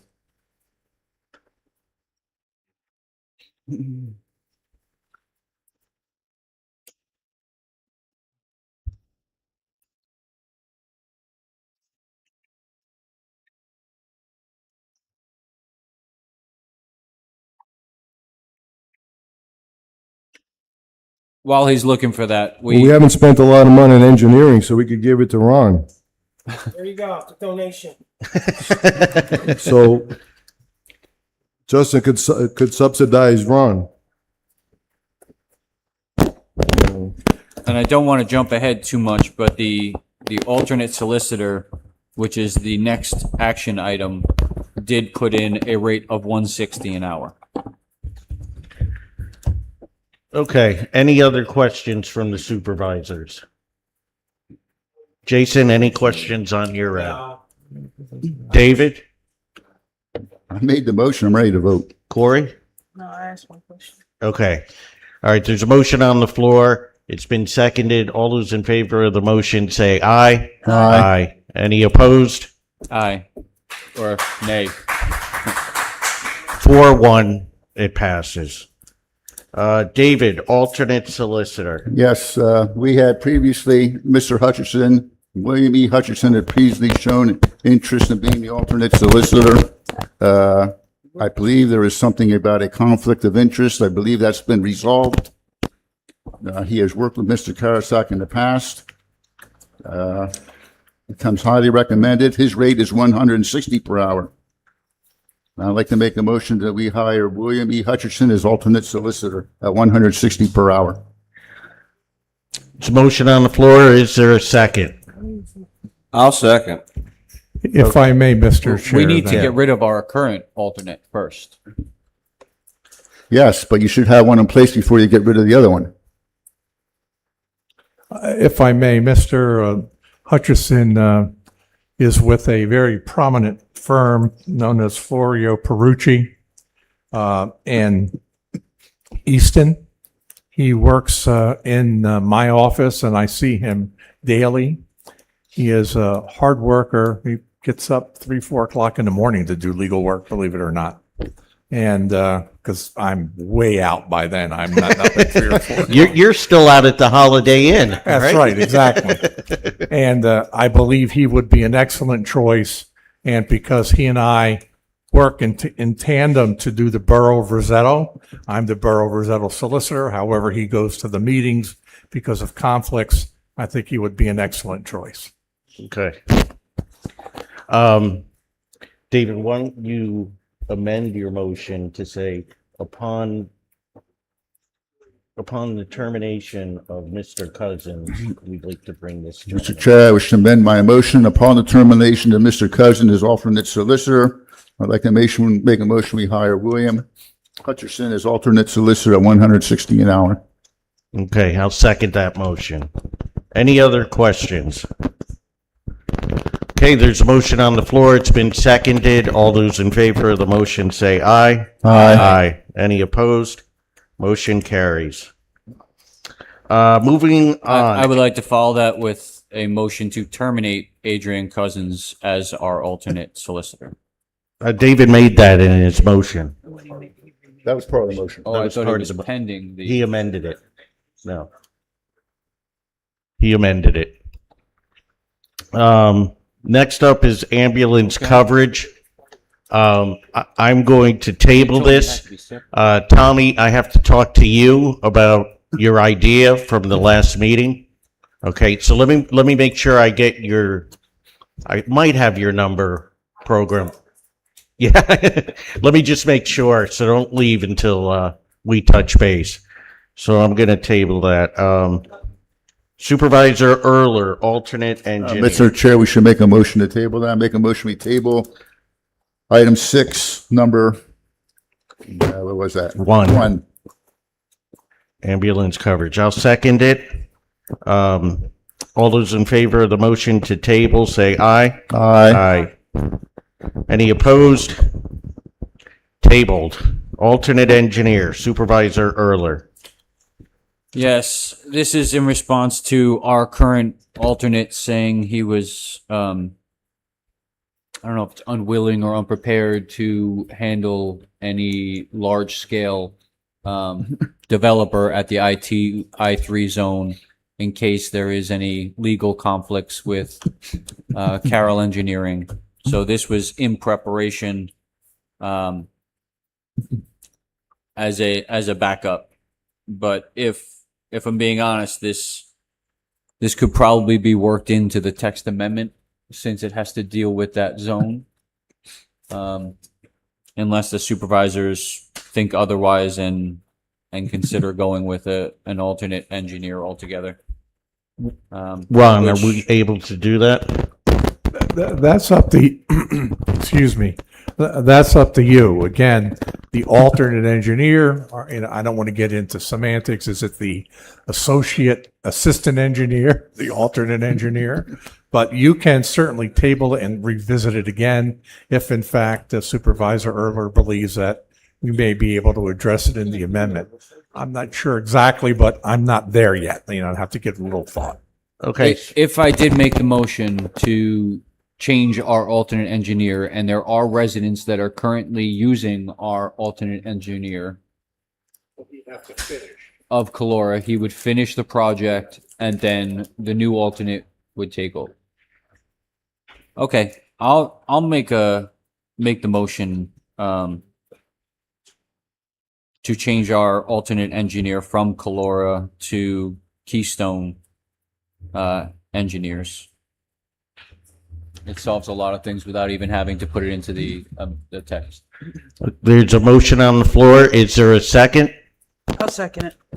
Motion on the floor. It's seconded. Any other discussion? Mr. Chair, do we have any letter from them or something as saying, this is what our rate's going to be, these are our hours? Do we have that buttoned up somewhere? Yes. Okay, then just refer to that letter in your motion I so don't have that that. we know that's. And to what what's it we're in, referring. what's it in the You packet? could just say the letter. Not in tonight's packet, but we've You're received voting on it tonight. We have two supervisors who didn't receive it. We had it. From last. It's not in the packet. Yes. Yes. Yeah, it was given to you a while back. That was during the reorg. Or not? And, What and was- again, because they Yes. confirmed that they were still interested in the alternate position. What was the amount? Yeah, please. How about a big round of applause for Cindy Beck doing a great job as Township Secretary?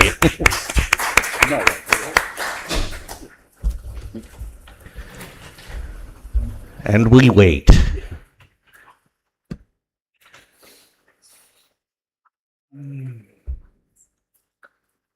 Yes, sir. When Nick gets hot, he throws his sweatshirt up. That's where we put the guys who underperform. Other thing up there. And she's back.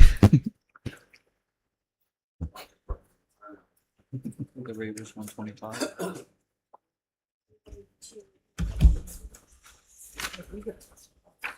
We got it a bunch of times. 135 per hour.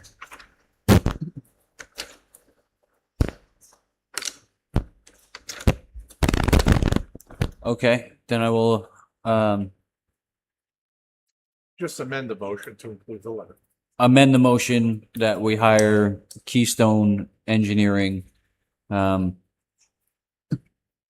replace Calora as our alternate engineer at $135.50 per hour. Okay, motion's been amended. Is there a second? I'll second it. Okay, any other discussion? All right, motion on the floor. It's been seconded. All those in favor of the motion say aye. Aye. Any opposed? Nay. No. Motion dies 2-3. Yeah. Ron Karasak, Eastern Industries Property Lease. Yes, if you recall, at the last meeting, there was discussion with respect to using a portion of the Eastern Industries property to store the private trailers of tractor-trailer combinations on that property. My concern was that if we, or if the township begins to do that, it could lose its tax exempt status because now it's not being used for public, the property, it's not being used for public purposes, which is the basis for tax exemption, but it's now being used for private purposes. And even if the township is not being paid anything, although I was told there was perhaps a quid pro quo for a gazebo, it still would be private use. So I was directed to contact the Northampton County Tax Assessor's Office to see what their feeling is. I did put a call in after that meeting. I was not able to reach anyone, and in fact, I put in another call again today. And of course, as fate would have it, the person who handles this matter was out today. So that being said, I would simply ask that this be tabled until I hear back from the tax assessor. I'll make the motion to table. I'll second. Okay, all those in favor of the motion say aye. Aye. Any opposed? Motion carries. Ron, ordinance 2026-01, leash law.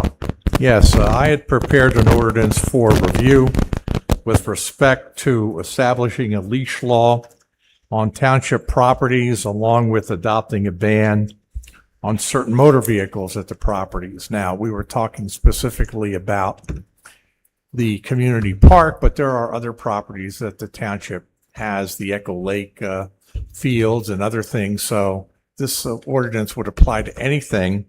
And I needed some direction from the supervisors as to what vehicles they would want to have on these properties, so that when I prepare the ordinance, I can put them in. So I'm excluding from the prohibition automobiles, trucks, vans, motorcycles, bicycles, skateboards, roller skates, and inline skates.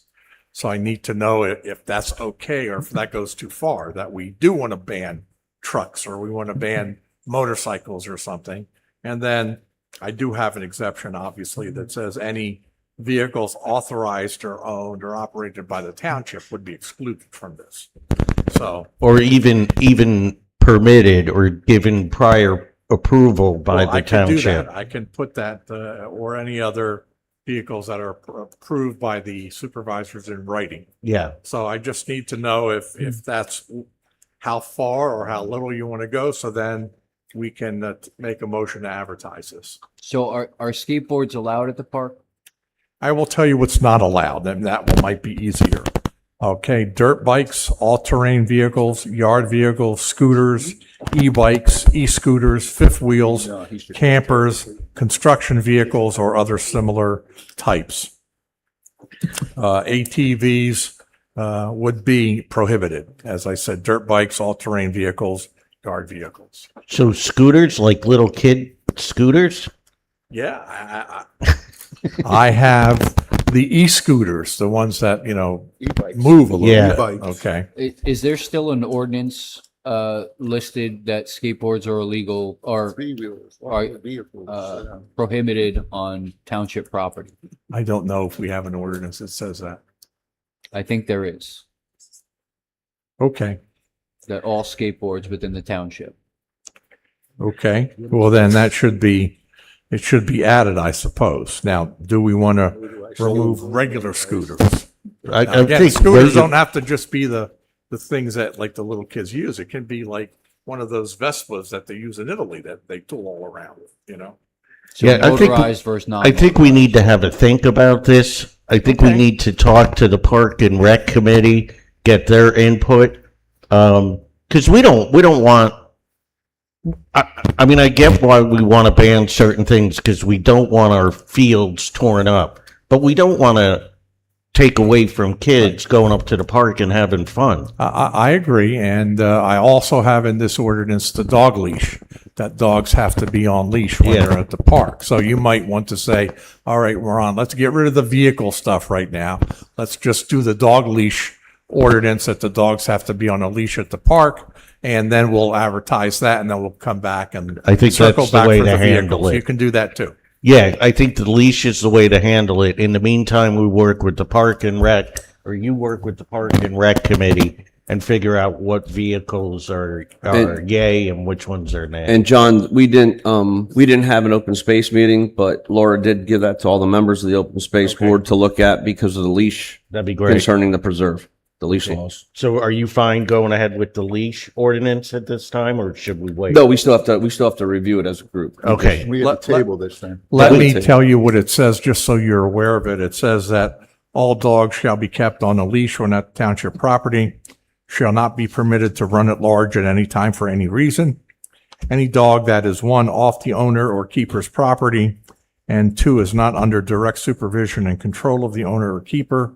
And 3 is not leashed by the owner or keeper, is considering running at large and is a violation not only of this ordinance, but the PA dog law, subject to those provisions. So that's Okay. what it says. Mr. Karashak, what is the penalty? The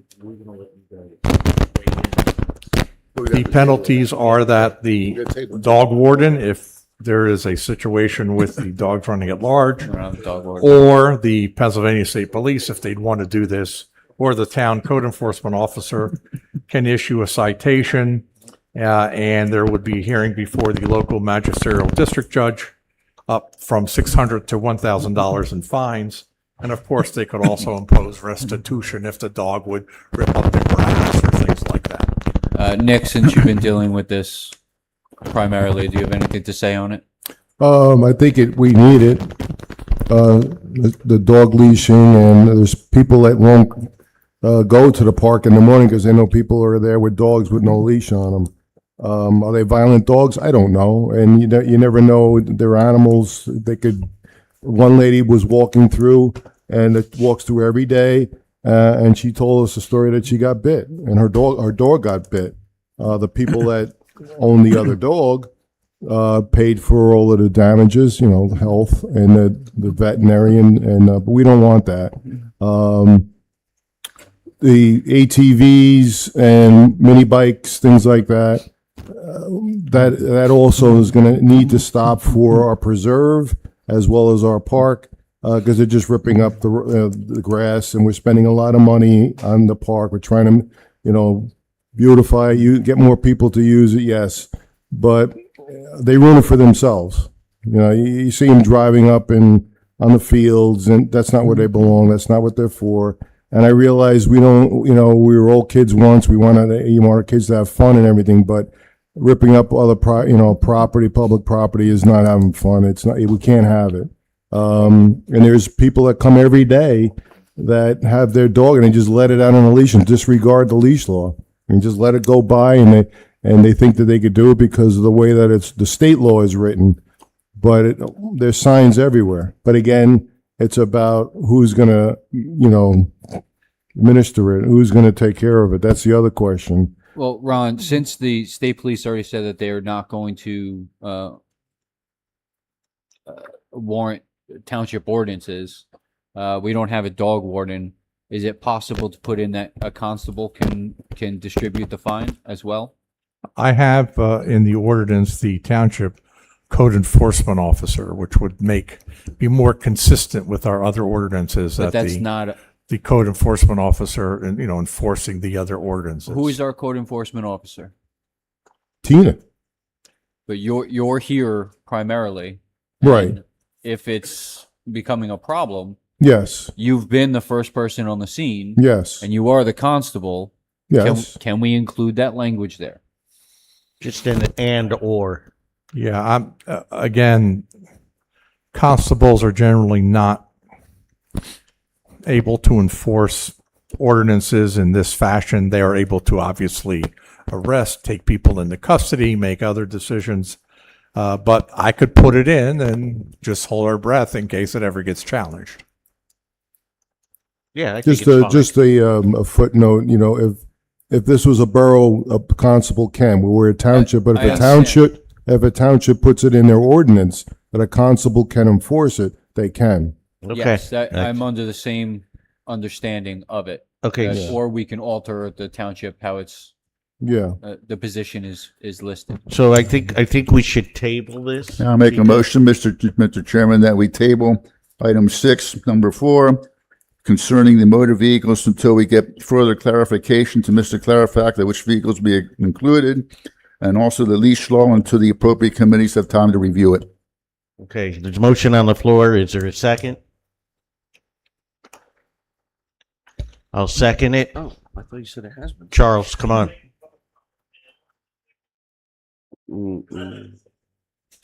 I would. Is it pertaining to what we're talking about? Yeah.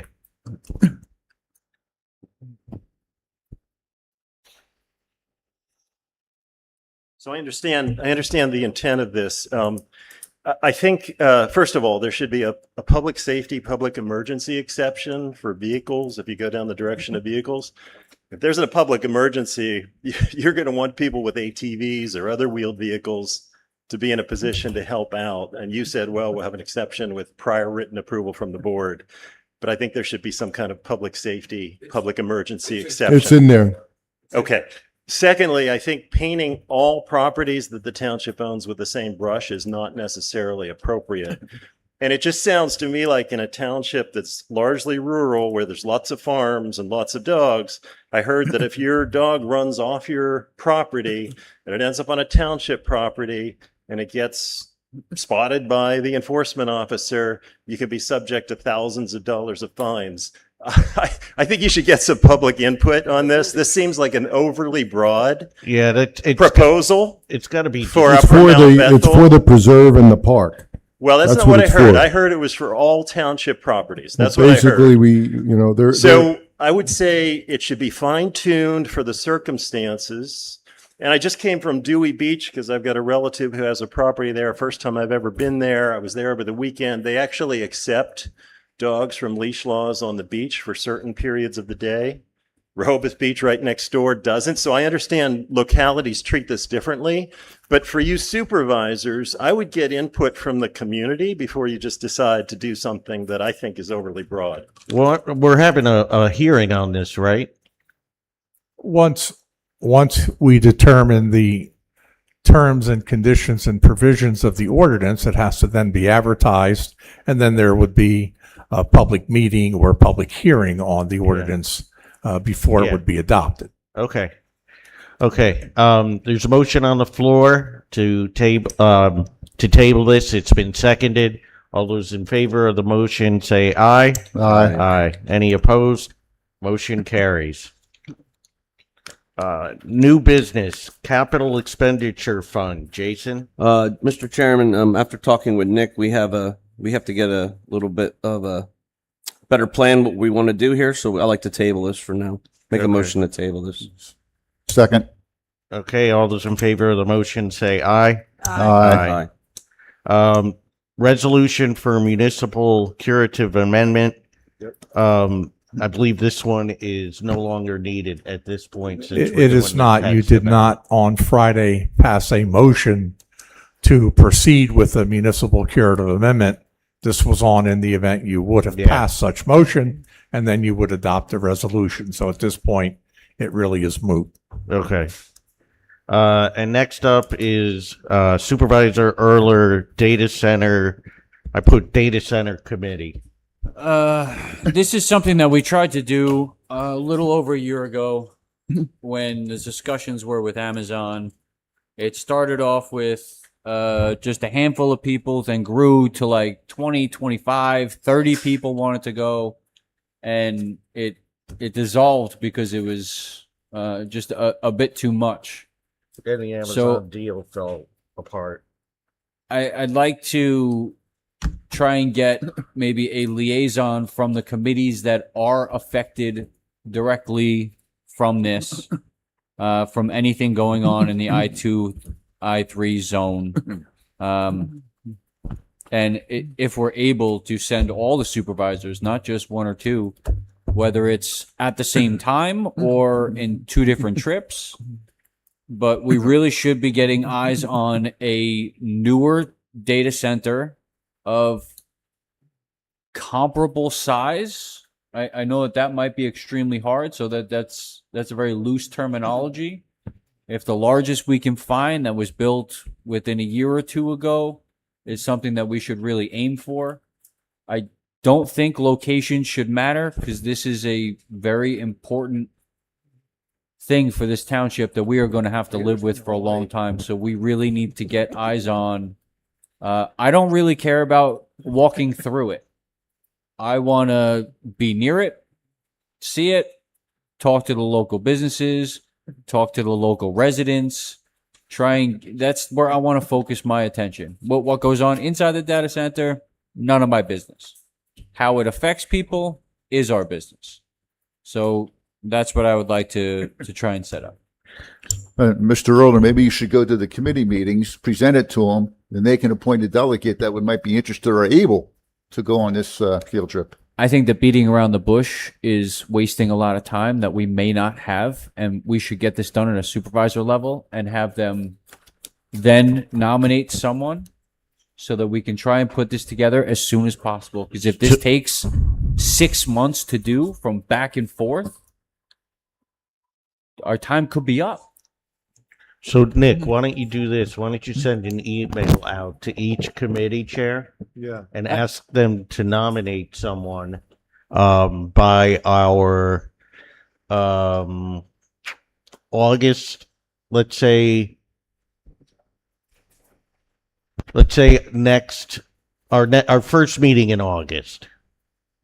Will every single committee need a representation? Well, we'll give them a shot. Well, here's the thing. I mean, each board has a fund, is budgeted money, which all of them really haven't spent anything except the EDC. But they're going to get a grant. But like Judy's committee and our committee to open space, we haven't spent any money. So there's funding in there to support if one or two people want to go. Is there any supervisor who doesn't want to do this? Okay, that's a good start. Yeah, I mean, there's funding for training. Stavros, is there any way you could see with all your connections with the data centers, like one that's been built in the last year, and give us a direction on where we could try to plan a trip or to just go to surrounding area? Last year, AWS recommended that we visit Ohio, as the size, scale, and time frame it was constructed will be very similar to what they were planning to do. Right, but if I understand correctly, they're potentially not this user.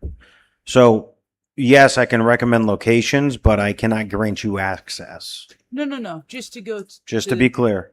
Yeah. I mean, if you're willing to take a road trip, I could take you by data centers I've been in New Jersey, and you can stand outside and listen to it. It's more about talking to the Yeah, people you're going around. to talk to the people. I get it. But the environmental impacts that are being discussed from a noise standpoint could be addressed by you standing outside of existing data centers, at least the noise aspect of it. The rest of it surrounding, some of these places are surrounded by other businesses. At least, in the New Jersey area, you'd have to go outside of Jersey to see some of the stuff you're talking about. That would be equivalent to what would potentially be coming here. I think the Ohio location was like 6 hours away. I think Virginia's closer. If you want to Why go don't to we Virginia. why don't we start with New Jersey, since Stavros is willing and he knows. Let's get a member from each committee who wants to be on it. Okay. The supervisors, and let's plan a One trip. per committee. Yeah. We have to supervisors. limit it. That's what Yeah. killed it the first time. It's still a good idea. It's just So got destroyed. Okay, one person per chair from each And board. they've got to submit that person by the first meeting in August. Thanks, Stavros. Yep. Okay, good. Moving on. Shane, we'll get to you. Go. All right, come on up. So, with all due respect to everyone on this topic, it's not. There are a multitude of things under the guise of data center. This is key. Okay, it's like saying I'm going to a restaurant. What type? Taiwanese, Italian, McDonald's, 5-star, Michelin star. What kind of restaurant are you going to? Okay, so what kind of data center are we going to? Because I looked in the papers that were submitted by the Talon, the word manufacturing is mentioned, okay? And in Ohio, as you referred to it, somebody over here, okay? SoftBank via Japan is building a drone and robotics factory in Southern Ohio under the guise of data center. But it's not really a data center. So we don't know what's coming in over here. It could be a drone and robot manufacturing facility. Could be.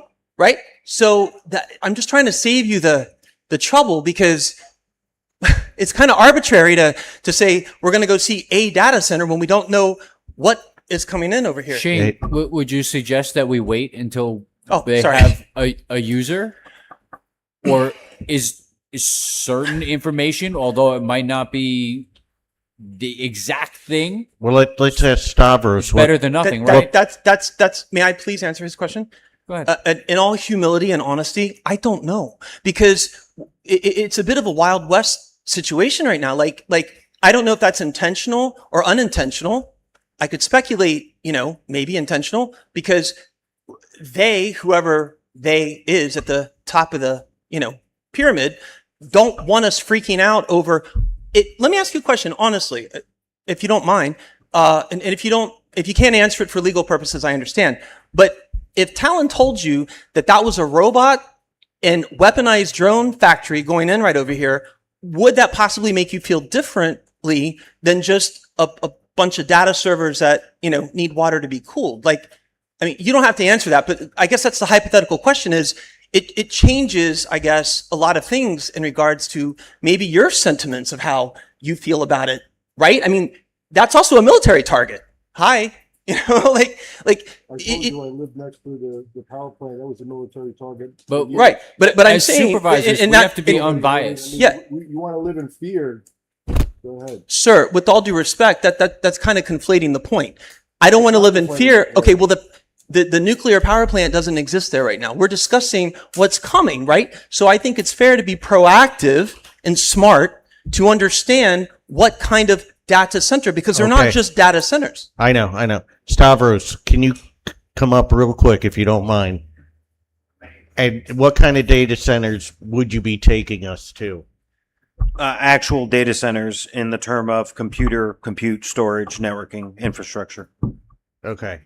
Not drone or robotics facilities. I'm not doing a debate all night, Shane. But wait.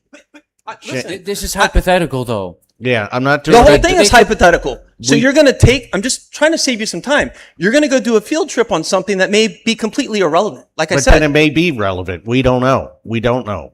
Right. We're saying the same thing to each other. Disneyland is going in there. Can we take a trip to Disneyland too? But I'm saying, if you're going to actually carve out time to do this, it would be, in my opinion, a more efficient plan to kind of have an idea of what's coming in, so you know what type of facility to visit. What if you go I agree. If you go and visit a data center that checks off a certain amount of boxes, right? But that's not what's coming in over here, then you just wasted your time. Call me tomorrow, Shane. Let's talk more. Okay? Thank you, sir. Did you want to say something? Yeah. Just say. I applaud you guys for getting all information, trying to learn, so you can make knowledgeable decisions moving forward. I think anything and everything is better. Thanks. Okay. No, I can't get into a debate again with I'll talk to you afterwards. All right, Ron, we have to go into executive session, right? Unfortunately, hopefully it won't be long. It's on the Barnes lawsuit and on the validity challenge that was filed by Slate Bell. Okay, it is 9:18. We're going to go into executive session and we'll come back.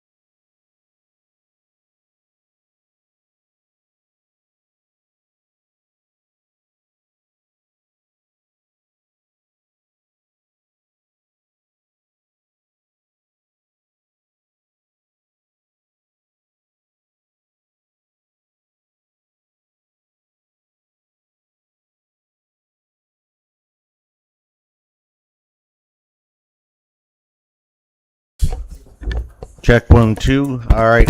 We'll call this meeting back into order. It is 9:28 p.m. Ron? Yes, we were in executive session on the Barnes lawsuit and also on the validity challenge filed by Slate Belt. Based upon those discussions, there may be a motion coming out of executive session regarding the Barnes lawsuit. Okay. Does any of the supervisors want to make a motion? I'd like to make the motion that we will not accept the petting zoo to be added to the Barnes lawsuit. Okay. There's a motion on the floor. Is there a second? I'll second. Okay. The motion was not to add the Barnes Petting Zoo as a party to the complaint against the township. Just so we're clear, the attorney for the insurance carrier, Brett Green, had said that he was asked by the other side to allow the petting zoo to be allowed as a party to the lawsuit because it never was. So the discussion had to be whether they wanted to do that or not. Okay, there's a motion on the floor. It's been seconded. All those in favor of the motion say aye. Aye. Aye. Any opposed? Motion carries. One other thing before we adjourn. Thank you very much for the increase. I understand that it is always difficult to increase numbers, especially since I get paid through taxpayer money. But hopefully I've done my best over the last 28 years or so to make sure that the township is properly taken care of at the drop of a hat if need be. So thank you again. Thank you, Ron. Well deserved. How about a round of applause for Ron Carasano?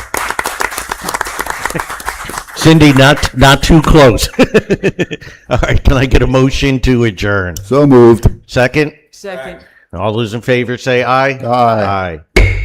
Meeting adjourned. Good night, guys.